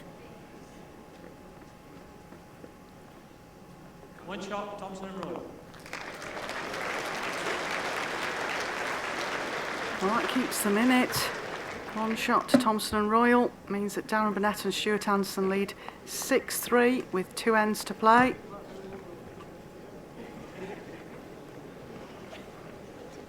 Good ball from Andy there. Another good drive from Andy there. Yes, keeps him in the game. They've now got to score 4 in 2 ends, so that's a bit more possible. It's a different length here by Mark Royal. Bring the mat up so Jack can stay on the green.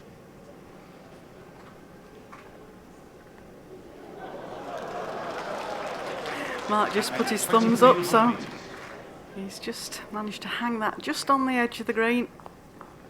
Never in doubt. Yeah, as we said before, the jack's just skidding along the surface.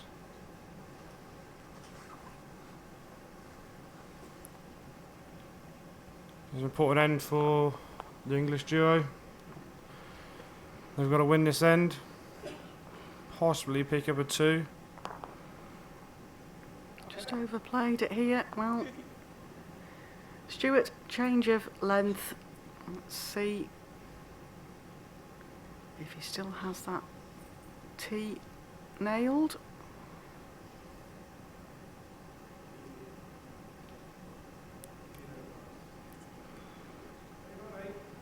Just overplayed.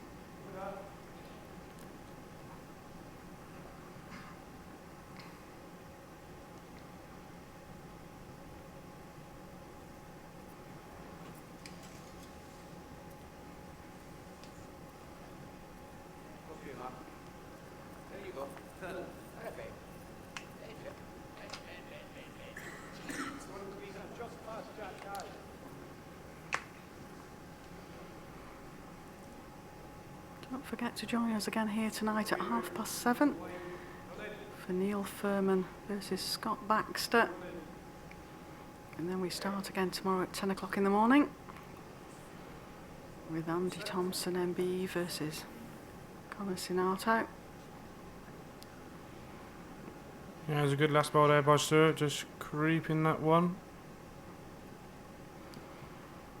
1 red. I'll do a little bit of a check before tomorrow morning, but I'm just racking my brains to think if it might be the oldest in the tournament versus the youngest. I'm sure somebody with facts and figures out there will let me know before tomorrow's commentary. It's certainly the youngest in the main tournament. One of the youngest, yes, what's probably come through in the qualifying. As there's now 2 red. Good ball by Andy, just putting the pressure on Darren. Darren, important bowl here. Doesn't want to leave Andy a free draw for 3. I think he's overplayed He it. has overplayed it. Well, now perhaps a change of length. Could be change of fortune. Gets this in. And gives him a real chance at the last end. Hurry. Hurry, Andy. Just needs to run the edge in it very early as well. Come on. He's past the top green, he's not even reached He's that. dropped it short. And that's why Mark Roll was urging it on. So 2 red at the moment. Would still leave Andy and Mark needing to score 2 at the last end. If Andy had slotted that in, it would have been all square. And they'd have just had to win the last end. Well, Darren, gets second shot here. If Darren draws shot here, you've won the match. I think so. We played it again. Oh, Andy will be cursing himself not for getting that third bowl in. 2 shots, Thompson and Royal. 2 shots. Brings us to Darren Burnett and Stuart Anderson 6. Andy Thompson and Mark Roll 5. 1 end to play. Don't forget, Darren and Stuart won the first set. Andy Thompson and Mark Roll have got to win. A tie is not good enough. They have got to score 2 shots at this end to take us into the second tie break of the afternoon.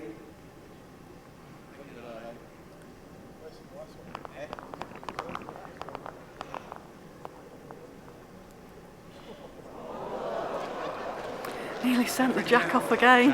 23.5 metres.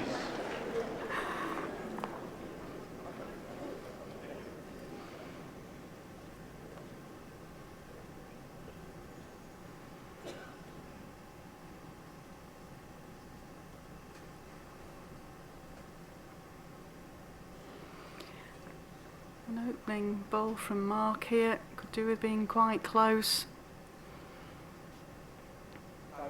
Looks on a good track. Just needs to run a tad more. That's the first half of Mark Royal. Still a bit of room for Stuart there. On his favoured hand, just try and slip past the red bowl. There's Darren's hand out there, trying to slow it down a touch. Yeah, That's a great ball. well played, Stuart. Very good.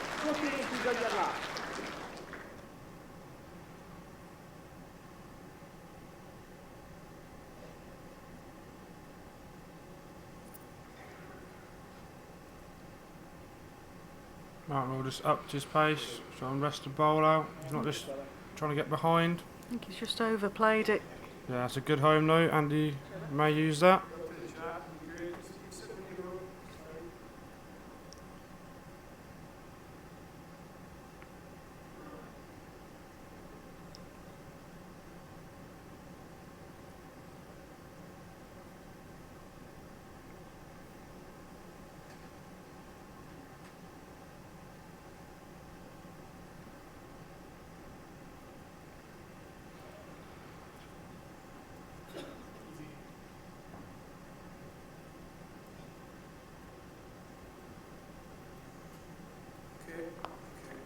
It's not a bad place.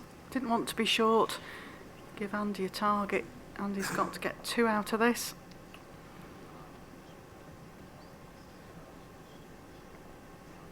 Yeah, I think the only way he's going to try and get 2 out of this, try and throw the jack back with his bowl going with it as well.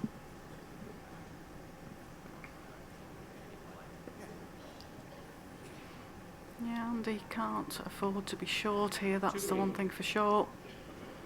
It's 2 green at the moment.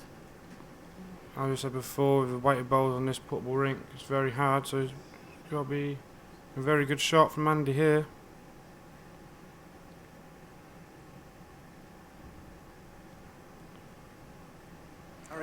Looks under to me. Yeah, it's gone early as well. Well, the English pairing are in all sorts of trouble now. That ball's gone off the green. So Andy's got to make his last ball count and one of Mark's.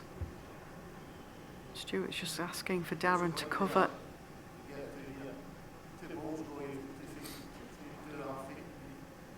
I think we could be looking at an all-Scottish pairs final. Yes, it does look like that way, Janice. So those indicating just want a back bowl, so Andy can't trade it back for 2. Looking to get a bowl to Stuart's foot here. Runs further. I think if anything, he might have drawn another. Yeah, could be holding 3 now. So it does give Andy still that shot. Now he needs to trail it to where Mark Raw's foot is. Not easy, this, Connor, at all. No. This bowl to stay in the world pairs. Otherwise, the Scottish duo of Darren Burnett and Stuart Anderson take their place in the final, which is played a week today. Playing a similar sort of pace. Under again, I think. Again as well. Yeah, Mark there just indicating it's gone under. 3 shots, second set. There's an all-Scottish final. Yeah, thank you so much, Connor, for your help this afternoon, and I do wish you all the best tomorrow morning in your game. We'll be watching it eagerly. Thank you very much, Janice, and good luck to yourself as well. Thank you, and thank you for joining us, viewers. Don't forget, we're back with you at 7:30 tonight. Thank you for your company this afternoon. In the World Indoor Pairs Championships. Thank you so much, ladies and gentlemen, for being here with us this afternoon. Another match, 7:30 tonight. Our playoffs of the preliminary rounds, the singles match. Scott taking on Neil Furman for that one. And that's at 7:30 this evening. Don't forget, ladies and gentlemen, to take all your belongings.